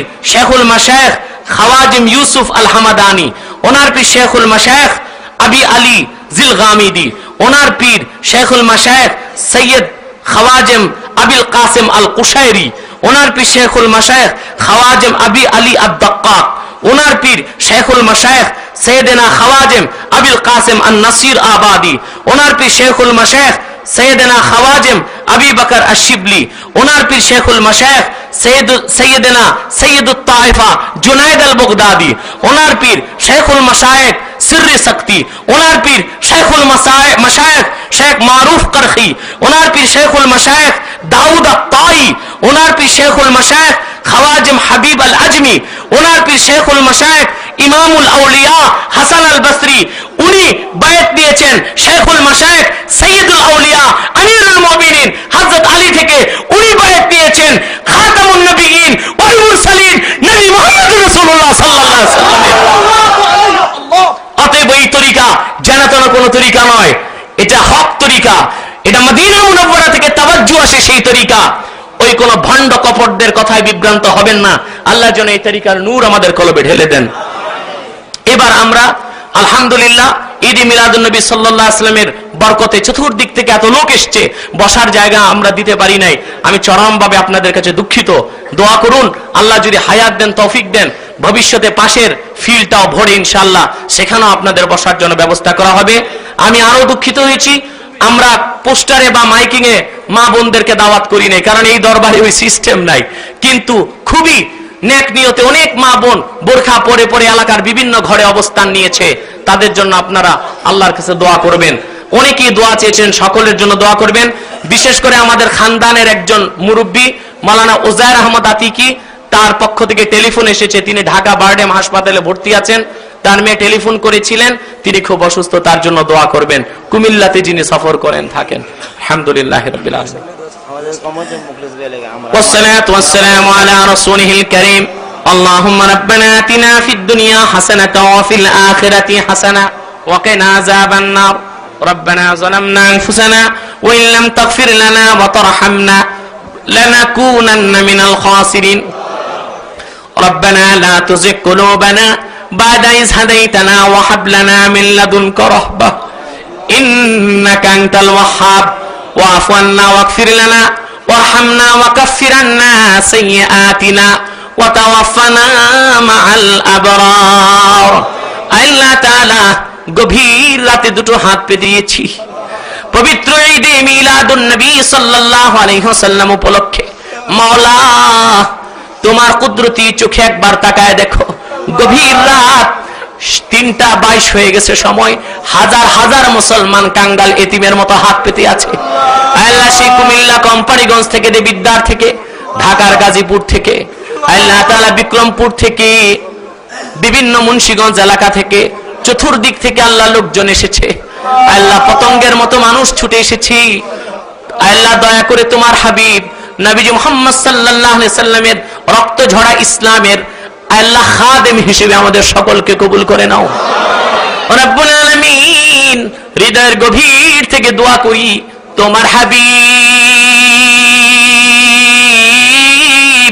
নবীজি আমার মুহাম্মদ সাল্লাল্লাহু আলাইহি ওয়াসাল্লাম আজ থেকে 1400 বছর আগে দুনিয়ার থেকে বিদায় নিয়েছেন। হায়াতুন নবী হিসেবে জান্নাতুল ফেরদাউসের টুকরা রওজা শরীফে বিশ্রাম গ্রহণ করেছেন। আল্লাহ তাআলা জীবনে একবার তোমার হাবিব নবীজি আমার মুহাম্মদ সাল্লাল্লাহু আলাইহি ওয়াসাল্লামের পবিত্র রওজা শরীফে উপস্থিত হয়ে আল্লাহ তোমার হাবিব নবীজি মুহাম্মদ সাল্লাল্লাহু আলাইহি ওয়াসাল্লামের নূরের পায়ের সামনে দাঁড়িয়ে আল্লাহ রওজা পাকে জি সবুজ গম্বুজটা দেখে কলিজা ঠান্ডা করে দরুদ ও সালাম জানাবার আগে আল্লাহ তুমি ডাক দিও না। আল্লাহ তাআলা জীবনে একবার যারা সোনার মদিনায় নূরের মদিনায় যেতে পেরেছি, আল্লাহ তোমার হাবিব নবীজি আমার মুহাম্মদ সাল্লাল্লাহু আলাইহি সাল্লামের পবিত্র রওজা পাকে রওজা শরীফে উপস্থিত হয়ে সবুজ গম্বুজটা দেখে কলিজার আল্লাহ তৃষ্ণা মিটাতে পেরেছি। জীবনে বারবার সোনার মদিনায় যে তোমার হাবিব মুহাম্মদ সাল্লাল্লাহু আলাইহি সাল্লামের রওজা পাকের বেহেশতি সবুজ গম্বুজটা দেখে কলিজা ঠান্ডা করার জন্য আল্লাহ রাস্তা খুলে দাও। আল্লাহ তাআলা তোমার হাবিব নবীজি আমার মুহাম্মদ সাল্লাল্লাহু আলাইহি সাল্লাম আজ থেকে 1400 বছর আগে দুনিয়া থেকে বিদায় নিয়েছেন। আল্লাহ হায়াতুন নবী হিসেবে জান্নাতুল ফেরদাউসের টুকরা রওজা শরীফে বিশ্রাম গ্রহণ করেছেন। আল্লাহ তাআলা তোমার হাবিব নবীজি আমার মুহাম্মদ সাল্লাল্লাহু আলাইহি সাল্লামের নূরের চেহারা মোবারকটা দেখে একবার স্বপ্নে আল্লাহ বেহেশত ওয়াজিব হবার আগে তুমি ডাক দিও না। আল্লাহ তাআলা জীবনে একবার যারা তোমার হাবিব নবীজি মুহাম্মদ সাল্লাল্লাহু আলাইহি ওয়াসাল্লামের নূরের চেহারা মোবারক স্বপ্নে দেখার সৌভাগ্য লাভ করেছি, জীবনে বারবার দেখার জন্য তাদের কপাল আল্লাহ সোনার কপাল বানায় দাও। আল্লাহ তাআলা আব্বাসী মঞ্জিলের দিকে তাকায় দেখো, আল্লাহ হাজার হাজার মানুষ ইয়েতিমে কাঙ্গালের মতো হাত পেতে আছে, খালি হাত ফিরায় দিও না আল্লাহ, খালি হাত ফিরায় দিও না। জীবনের যত গুনাহ আছে ধুয়ে মুছে সাফ করে দাও। আল্লাহ ব্যবসায়ী ভাইরা দোকান বন্ধ করে দিয়েছে, চাকরিজীবী ভাইরা অফিস আদালতে যায় নাই, আল্লাহ সারাটা রাত কোরবান করে দিয়েছে। আমি পাপী তাপির দেওয়ার কিছু নাই। আল্লাহ তোমার হাবিব মুহাম্মদ সাল্লাল্লাহু আলাইহি ওয়াসাল্লাম 1400 বছর আগে পৃথিবীতে তাশরীফ নিয়ে এসেছেন, সেই সময়ের কথাটা মনে করে আল্লাহ আমরা শুকরিয়াতেন এত সুন্দর মাহফিলের আয়োজন করেছি। আল্লাহ তোমার মদদ ছাড়া এটা সম্ভব ছিল না মাওলা। এ মাহফিলে যারা এসেছে আল্লাহ হালাল টাকা পয়সা দিয়ে শরীক হয়েছে, দৈহিকভাবে শ্রম দিয়েছে, আল্লাহ সকলকে আল্লাহ তুমি আজরুন আযীম দিয়ে দাও। আল্লাহ তাআলা আমাদের অনেকের বাবা নাই, অনেকের মা নাই, বাড়িতে যে আল্লাহ বাবা বলে ডাক দিলে বাবার চেহারার কাউকে দেখে না, মা বলে ডাক দিলে মায়ের চেহারার কেউ নরম কণ্ঠে জবাব দেয় না। যত মানুষের বাবা মা আল্লাহ দুনিয়ার থেকে বিদায় নিয়েছে আল্লাহ সকল মুসলমান বাবা মার কবরকে তুমি বেহেশতের বাগান বানায় দাও। আল্লাহ তাআলা এই দুনিয়ায় দেখি কোন ইয়েতিম ও কাঙ্গাল ভিক্ষুক কোন ধনীর দুয়ারে ধর্ণা দিলে একজন ভিক্ষা দেয় না আরেক দুয়ারে যায়, আরেকজন ভিক্ষা দেয় না আরেক দুয়ারে যায়। মাওলানা বারহাক তোমার দুয়ারের ভিখারি আমরা, তুমি যদি তোমার দুয়ার থেকে ঘাড় ধাক্কা দিয়ে ফিরায় দাও মাওলা, তুমি তো জানো আকাশের নিচে জমিনের উপর অন্য কোন দুয়ার আল্লাহ খোলা নাই। মহব্বতে আল্লাহকে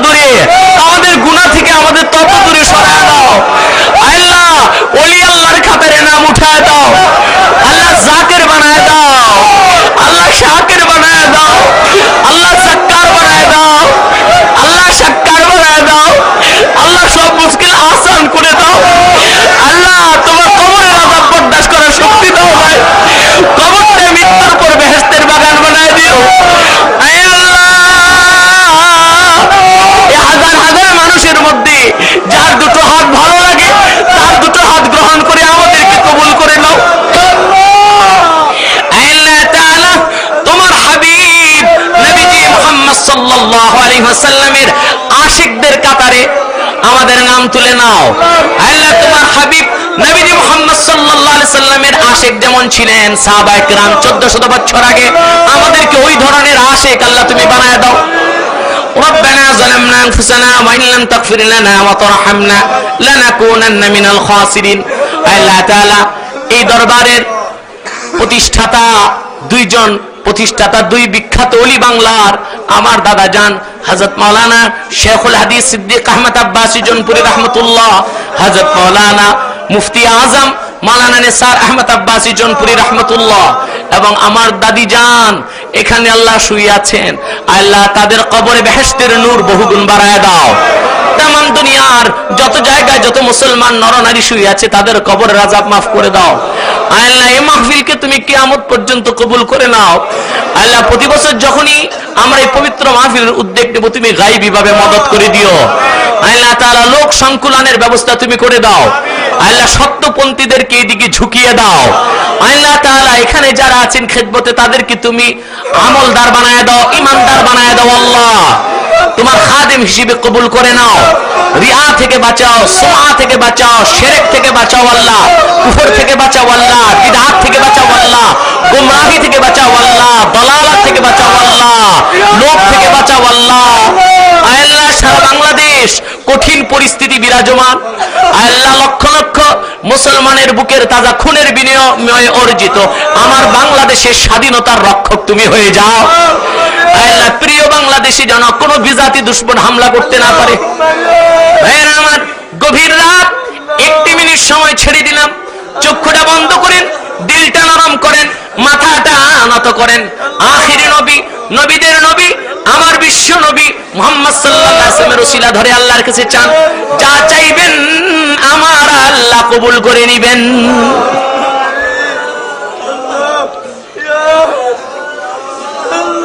একটু কাঁদেন বাবা, একটু কাঁদেন, জিন্দেগীর সব গুনাহ মাফ হয়ে যাবে। কত অন্যায় করেছেন কেউ দেখেন, আল্লাহ দেখেছে। আজকে একটু মনে করেন, অন্তরের নেক মাকসাদ গুলো ডাইরেক্ট আল্লাহর কাছে অ্যাপ্লিকেশন করেন।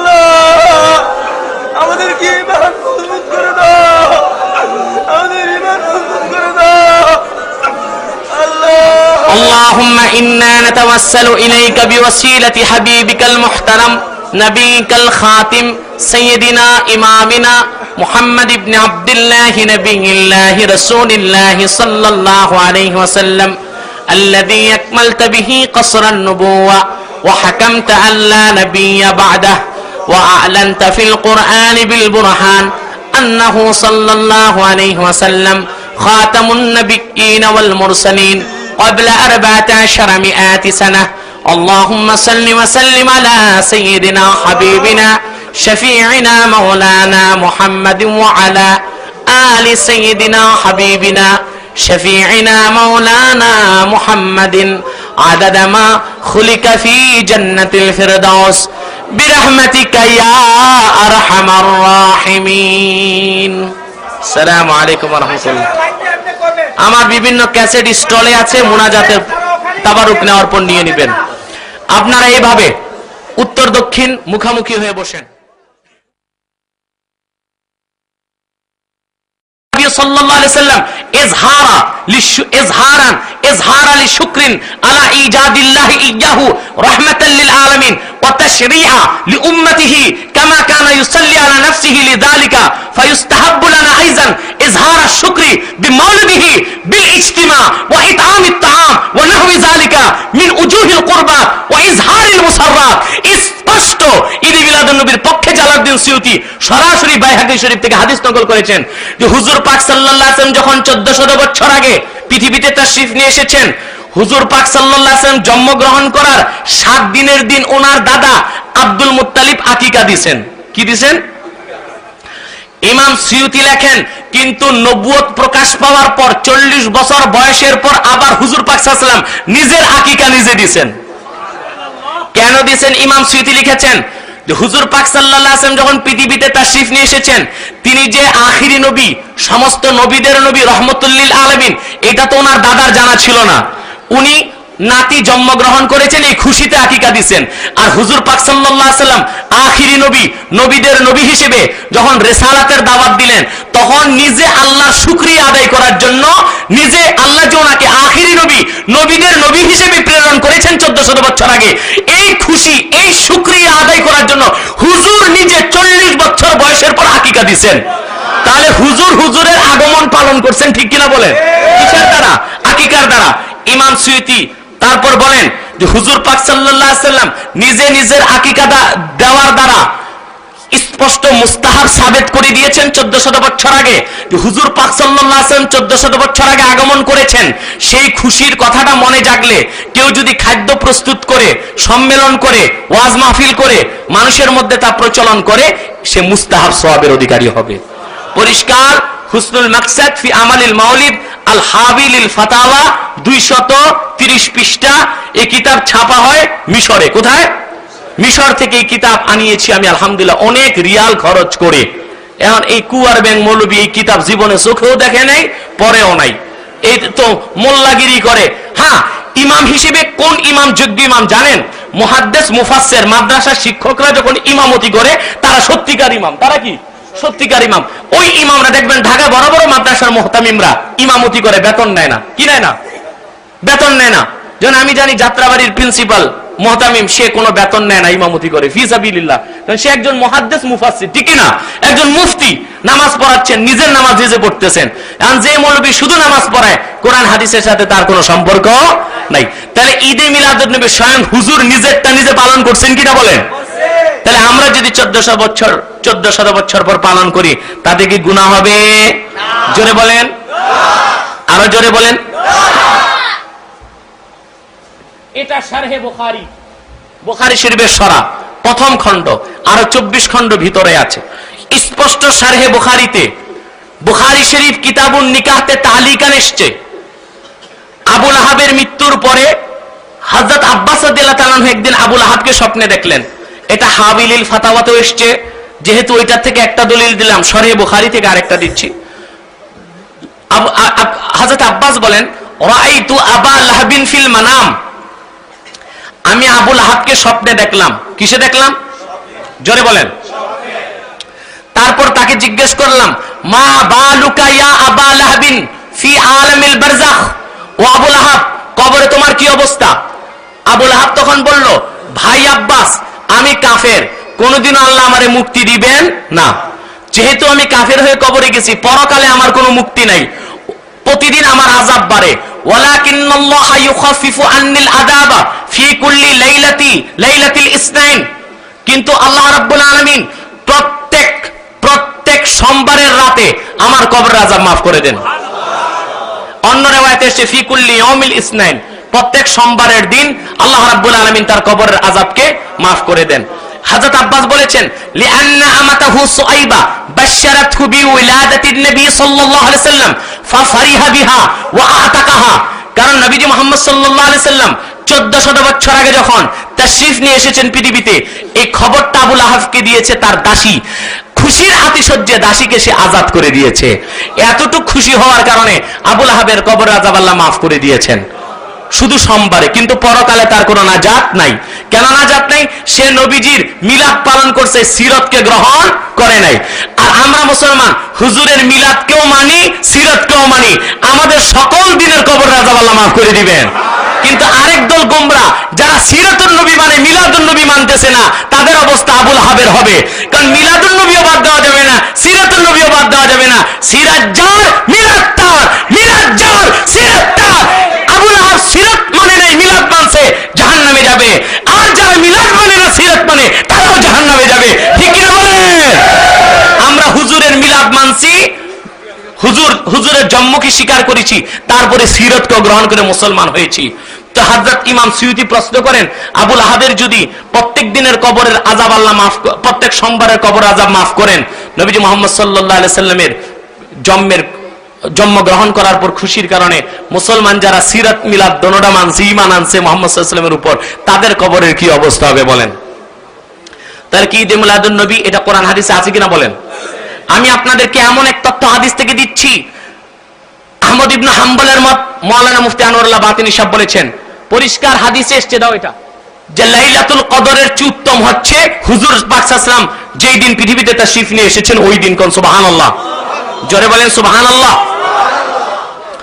এই যে স্পষ্ট এখানে এটা মাওয়াহিবুল লাদুনিয়া জিলদে আউয়াল লেখা হয়েছে 851 হিজরিতে। 800 9 10 11 12 13 14 600 বছর আগে। কয়শো বছর আগে?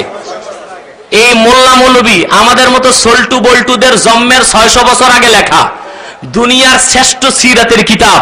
এখানে স্পষ্ট লেখা আছে, ইদা কুলনা বিআন্নাহু আলাইহিস সালাতু ওয়াস সালাম উলিদা লাইলান, যদি আমরা বলি হুজুর পাক সাল্লাল্লাহু আলাইহি ওয়াসাল্লাম রাতে পৃথিবীতে তাশরীফ নিয়ে এসেছেন, লাইলাতুল কদরে আফজাল, লাইলাতুল কদরে ও লাইলাতু মাউলিদিহি সাল্লাল্লাহু আলাইহি সাল্লাম, তাহলে হুজুর পাক সাল্লাল্লাহু আলাইহি ওয়াসাল্লাম তাশরীফ নিয়ে এসেছেন যেই রাতে, ওই রাতটা শ্রেষ্ঠ নাকি লাইলাতুল কদর, কদরের রাতটা শ্রেষ্ঠ? এখানে তিনি জবাব দেন, উজিবা বিআন্না লাইলাতা মাউলিদিহি আফজালু মিন লাইলাতিল কদরে লিসালাসাতি উজুহ। হুজুর পাক সাল্লাল্লাহু আলাইহি ওয়াসাল্লাম 1400 বছর আগে যেই রাতে পৃথিবীতে তাশরীফ নিয়ে এসেছেন, ওই রাত লাইলাতুল কদরের চেয়ে কোটি গুণ শ্রেষ্ঠ 3 কারণে। কয় কারণে? 1 নাম্বার, ইন্না লাইলাতাল মাউলুদে লাইলাতু যুহুরি সাল্লাল্লাহু আলাইহি সাল্লাম ওয়া লাইলাতুল কদরে মুতাতুন লাহু, যে লাইলাতুল কদর যেই রাতে হুজুর পাক সাল্লাল্লাহু আলাইহি ওয়াসাল্লাম পৃথিবীতে তাশরীফ নিয়ে এসেছেন, ওই রাতটা হচ্ছে মুহাম্মদ সাল্লাল্লাহু আলাইহি ওয়াসাল্লামের আগমনের রাত। আর লাইলাতুল কদর হচ্ছে মুহাম্মদ সাল্লাল্লাহু আলাইহি ওয়াসাল্লামকে হাদিয়া। এখন আমি আপনাদের পীর যারা আমাকে মানেন উস্তাদ হিসেবে বা ভাই হিসেবে, আমাকে যদি কিছু হাদিয়া দেন, আমার দাম বেশি হবে না হাদিয়ার দাম বেশি হবে? আমার দাম বেশি হবে না? এখন লাইলাতুল কদর আল্লাহ হাদিয়া করছেন হুজুর পাক সাল্লাল্লাহু আলাইহি ওয়াসাল্লামকে, আর লাইলাতুল কদর এই হাদিয়ার দাম বেশি না হুজুরের দাম বেশি? তাহলে কদরের রাতের চেয়ে হুজুর যেই রাতে এসেছেন ওই রাতের দাম কোটি গুণ বেশি। দ্বিতীয় কারণ উল্লেখ করা হয়েছে, ইন্না লাইলাতুল কদরে শুররিফাত বিনুজুলিল মালায়েকাতি ফিহা, লাইলাতুল কদরের দাম বাড়ছে এই রাতে ফেরেশতারা নাজিল হয়। ওয়া লাইলাতুল মাউলিদ শুররিফাত বিযুহুরিহি ফিহা, আর যেই রাতে মুহাম্মদ সাল্লাল্লাহু আলাইহি ওয়াসাল্লাম পৃথিবীতে এসেছেন রবিউল আউয়াল, 12 রবিউল আউয়াল, এই রাতে হুজুর আগমন করেছেন, এই জন্য এই রাতের দাম বাড়ছে। ফেরেশতা আগমন করে যেই রাতে ওই রাতের দাম বেশি না হুজুর আগমন করেছেন যেই রাতে ওই রাতের দাম বেশি? তাহলে লাইলাতুল কদরের দাম বাড়ে ফেরেশতার আগমনের কারণে। অতএব ফেরেশতার নবী যিনি মুহাম্মদ সাল্লাল্লাহু আলাইহি ওয়াসাল্লাম, তিনি 1400 বছর আগে 12 রবিউল আউয়ালে পৃথিবীতে আগমন করেছেন, ওই রাত লাইলাতুল কদরের চেয়ে কোটি গুণ শ্রেষ্ঠ। ঠিক কিনা বলেন ভাইয়ার আমার? এই ব্যাপারে এরপর আবার বলা হয়েছে ইন্না লাইলাতুল কদর ওয়াকাত তাফাদ্দুল ফিহা আলা উম্মতি মুহাম্মাদিন সাল্লাল্লাহু আলাইহি সাল্লাম ওয়া লাইলাতুল মাউলিদিশ শরীফ ওয়াকাত তাফাদ্দুল ফিহা আলা সাইরিল মাওজুদাত فهو الذي بعثه الله عز وجل رحمة للعالمين فعمت به النعمة على جميع الخلائق লাইলাতুল কদর আল্লাহ দিয়েছেন উম্মতে মুহাম্মদীকে, ঠিক কিনা? কিন্তু স্বয়ং মুহাম্মদ সাল্লাল্লাহু আলাইহি ওয়াসাল্লাম এসেছেন গোটা জগতের জন্য, ঠিক কিনা বলেন? অথবা লাইলাতুল কদর হচ্ছে মুহাম্মদ সাল্লাল্লাহু আলাইহি ওয়াসাল্লামের মুহাম্মদ সাল্লাল্লাহু আলাইহি ওয়াসাল্লাম আগমন করেছেন যেই রাতে, ওই রাতের দাম অনেক বেশি, ঠিক কিনা বলেন? মুহাম্মদ সাল্লাল্লাহু আলাইহি ওয়াসাল্লাম 1400 বছর আগে যে রাতে পৃথিবীতে 1400 বছর আগে 12 রবিউল আউয়ালের যে দিন হুজুর পাক সাল্লাল্লাহু আলাইহি ওয়াসাল্লাম 1400 বছর আগে এসেছেন মুহাম্মদ সাল্লাল্লাহু আলাইহি ওয়াসাল্লাম, ওই দিন ওই রাতটা সর্বশ্রেষ্ঠ রাত, ঠিক কিনা বলেন? 12 রবিউল আউয়াল আসলেই ওই 1400 বছর আগের কথা মনে হলে আমরা আনন্দ প্রকাশ করি, ঠিক কিনা বলেন? এই আনন্দের প্রকাশ করার কারণে আমাদের সওয়াব ছাড়া গুনার আর কোনো কারণ থাকতে পারে না। দেখেন দেখেন কাকমুল্লাহর আরেকটা কথা কয় যে হাউল ফতোয়া, ওরা বলে যে হুজুর পাক সাল্লাল্লাহু আলাইহি ওয়াসাল্লাম তো এই মাসে বিদায় নিছে, শোক করি না কেন, বলে কিনা? দেখেন এই প্রশ্ন নতুন না, এই প্রশ্নগুলো ওদেরকে শিখাইছে ফাকেহানি। কে শিখাইছে? 600 বছর আগে। আর ফাকেহানির ভাঙছে জালালউদ্দিন সুয়ুতি জবাব দিয়া, কোন সুবহানাল্লাহ। দেখেন ওদের জবাব ইমাম জালালউদ্দিন সুয়ুতি এক কথায় দিয়ে দিয়েছেন, কোন সুবহানাল্লাহ সুবহানাল্লাহ। কত সুন্দর করে তিনি জবাব দিয়েছে আপনি দেখুন। তাদের প্রশ্ন কি যে 12 রবিউল আউয়ালে হুজুর পাক সাল্লাল্লাহু আলাইহি ওয়াসাল্লাম 1400 বছর আগে এসেছে, খুশি করেন, তো হুজুর যে বিদায় নিছে শোক করেন না কেন, বলে কিনা? জবাবটা আমি অক্ষরে অক্ষরে বলে দিচ্ছি। ইন্না উইলাদাতাহু সাল্লাল্লাহু আলাইহি ওয়াসাল্লাম আযামুন নিআমি আলাইনা ওয়া ওয়াফাতাহু আযামুল মাসাইবি লানা। হুজুর পাক সাল্লাল্লাহু আলাইহি ওয়াসাল্লাম 1400 বছর আগে পৃথিবীতে এসেছেন, এটা বিশ্ববাসীর জন্য সবচেয়ে বড় নিয়ামত। আর হুজুর পাক সাল্লাল্লাহু আলাইহি ওয়াসাল্লাম দুনিয়া থেকে 1400 বছর আগে বিদায় নিয়েছেন, এটা সবচেয়ে বড় দুঃখের কথা, ঠিক কি না? তো এখানে উনি লিখতেছেন ইমাম সুয়ুতি, ওয়াশ শরীআতু হাসসাত আলা ইজহারি শুকরিন নিআম, শরীয়ত আল্লাহর নিয়ামতের ক্ষেত্রে খুশি প্রকাশ করতে উৎসাহিত করছে, ওয়াস সাবর ওয়াস সুকুন ওয়াল কাত ইনদাল মাসায়েব, কিন্তু দুঃখ কষ্ট গোপন করতে বলছে। কথাটা বুঝাতে পারি নাই, বুঝেন নাই? শরীয়তের হুকুম হচ্ছে যে খুশি প্রকাশ করো আর দুঃখ কষ্ট গোপন করো। তো যেহেতু হুজুর পাক সাল্লাল্লাহু আলাইহি ওয়াসাল্লাম পৃথিবীতে এসেছেন, এটা খুশির খবর, খুশি প্রকাশ করি, আর তিনি বিদায় নিয়েছেন, এটা দুঃখ কষ্ট। এই ক্ষেত্রে শরীয়তের হুকুম যে বিলাপ পাইরো না, সবর করো, চুপ থাকো। কথাটা বুঝেন না? এই জন্য আমরা শোকের প্রকাশ করি না, আনন্দের প্রকাশ করি। 2 নম্বর কথা হচ্ছে হুজুর পাক সাল্লাল্লাহু আলাইহি ওয়াসাল্লাম 1400 বছর আগে মৃত্যুর স্বাদ গ্রহণ করছেন। তিনি আমাদের বাপ মা যেমন ইন্তেকাল করছে, মাটির সাথে মিশে গেছে, এই রকম স্বাভাবিক ওনার মৃত্যু হয় নাই। উনি মৃত্যুর স্বাদ গ্রহণ করছেন 1400 বছর আগে, কিন্তু জান্নাতুল ফেরদাউসের টুকরা রওজা শরীফে বিশ্রাম গ্রহণের সাথে সাথে ওনার রূহ আল্লাহ ফিরাই দিয়েছেন। এবং আমরা প্রতিদিন যে নামাজ রোজা হজ যাকাত করি, ওনারে দাঁড়ায় সালাম জানাই না বসে সালাম জানে, সব উনি রওজা পাকে দেখতে পান।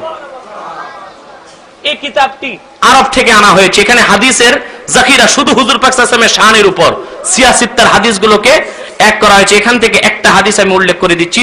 হুজুর পাক সাল্লাল্লাহু আলাইহি ওয়াসাল্লাম কি বলতেছে দেখেন। ওরা কই হুজুর দুনিয়াতে বিদায় নিছে, আমরা শোক করি না কেন?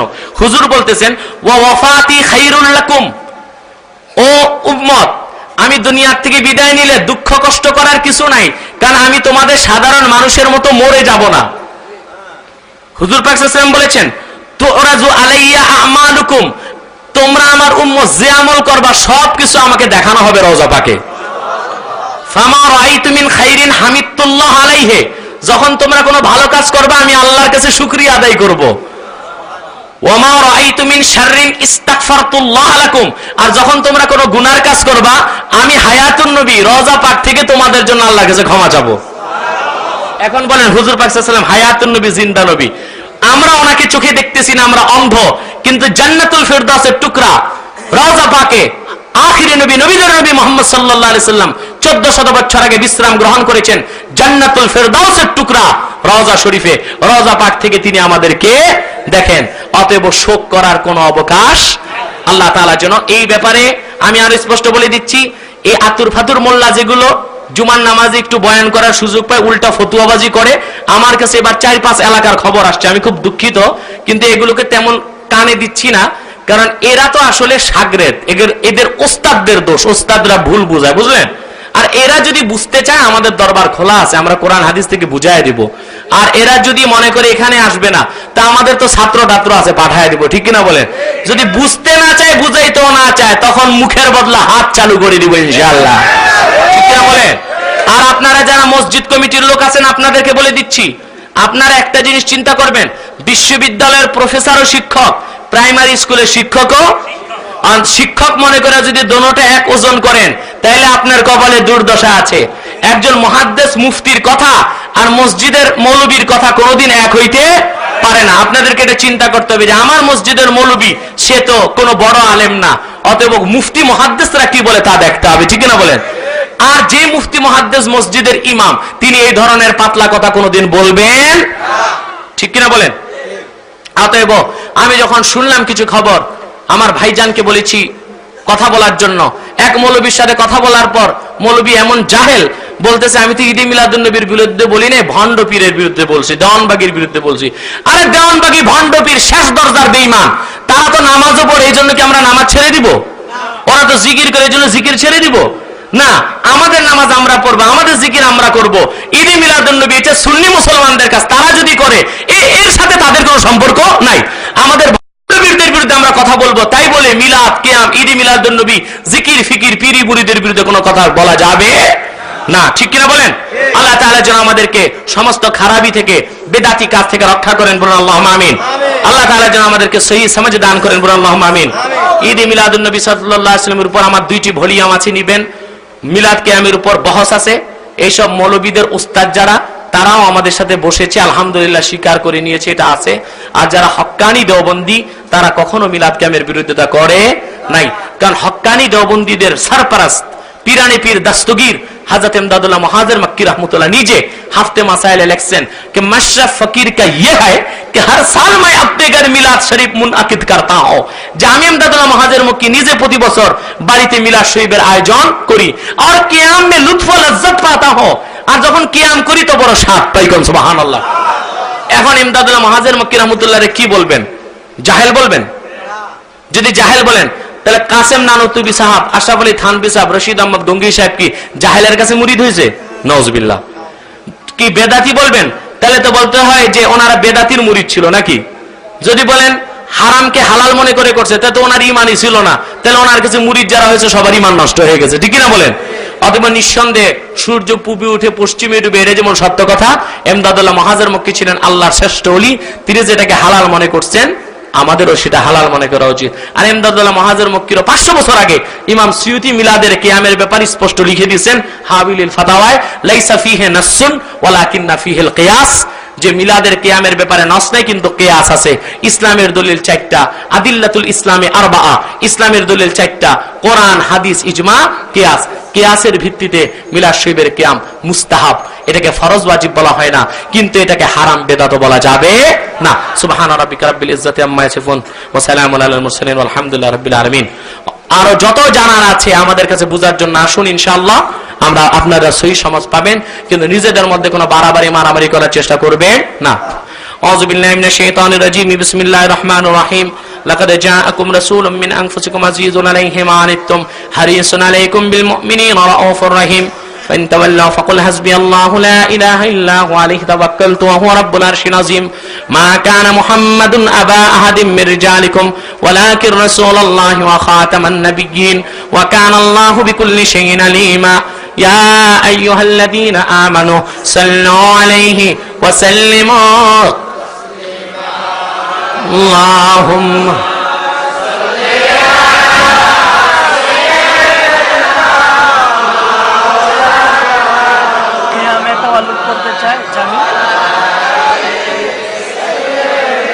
জামি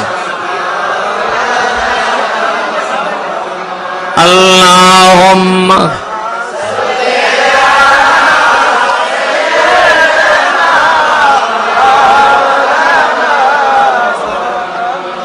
وعلى آله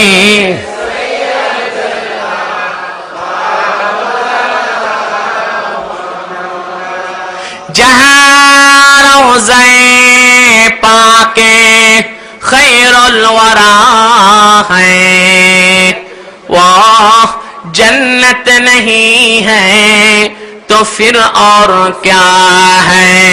अल्लाहुम्मा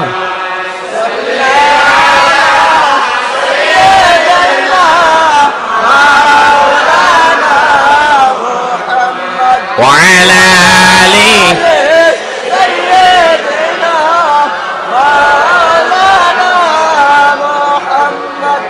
लिकुल्लि नबिय्यिन फिल अनामी फज़ीलतुन व जुमलतुहा मजमूअतुन बिमुहम्मदिन। अल्लाहुम्मा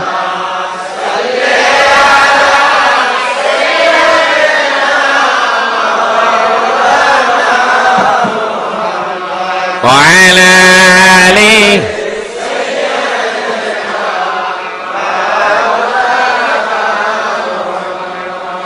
लौलाहुमा खलकल अफलाक खालिकुहा लौलाहुमा खरजल इंसानु मिन अदमी। अल्लाह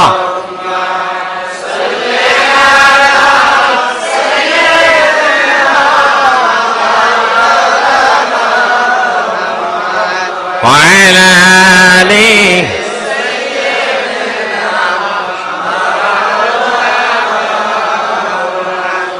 بسم الله الرحمن الرحيم يا أيها النبي إنا أرسلناك شاهدا ومبشرا ونذيرا وداعيا إلى الله بإذنه وسراجا منيرا. وعن جابر بن عبد الله الأنصاري رضي الله تعالى عنهما قال قلت لرسول الله صلى الله عليه وسلم بأبي أنت وأمي أخبرني عن أول شيء خلقه الله تعالى قبل الأشياء. قال يا جابر إن الله تعالى خلق قبل الأشياء نور نبيك من نوره فجعل ذلك النور يدور بالقدرة حيث ما شاء الله تعالى.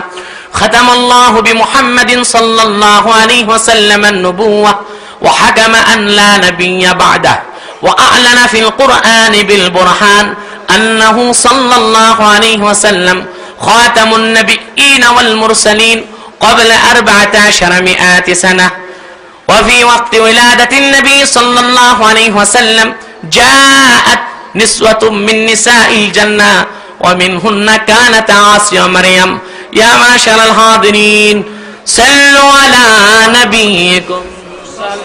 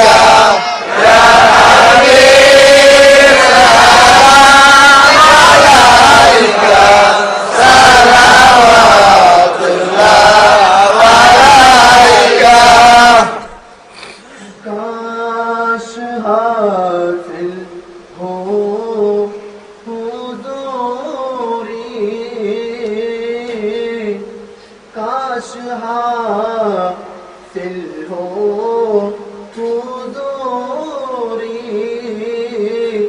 दूर हो जाए ये दूरी। दिल की सब हजरत हो पूरी, दिल की सब हजरत हो पूरी, देख लो वो शक्ल नूरी।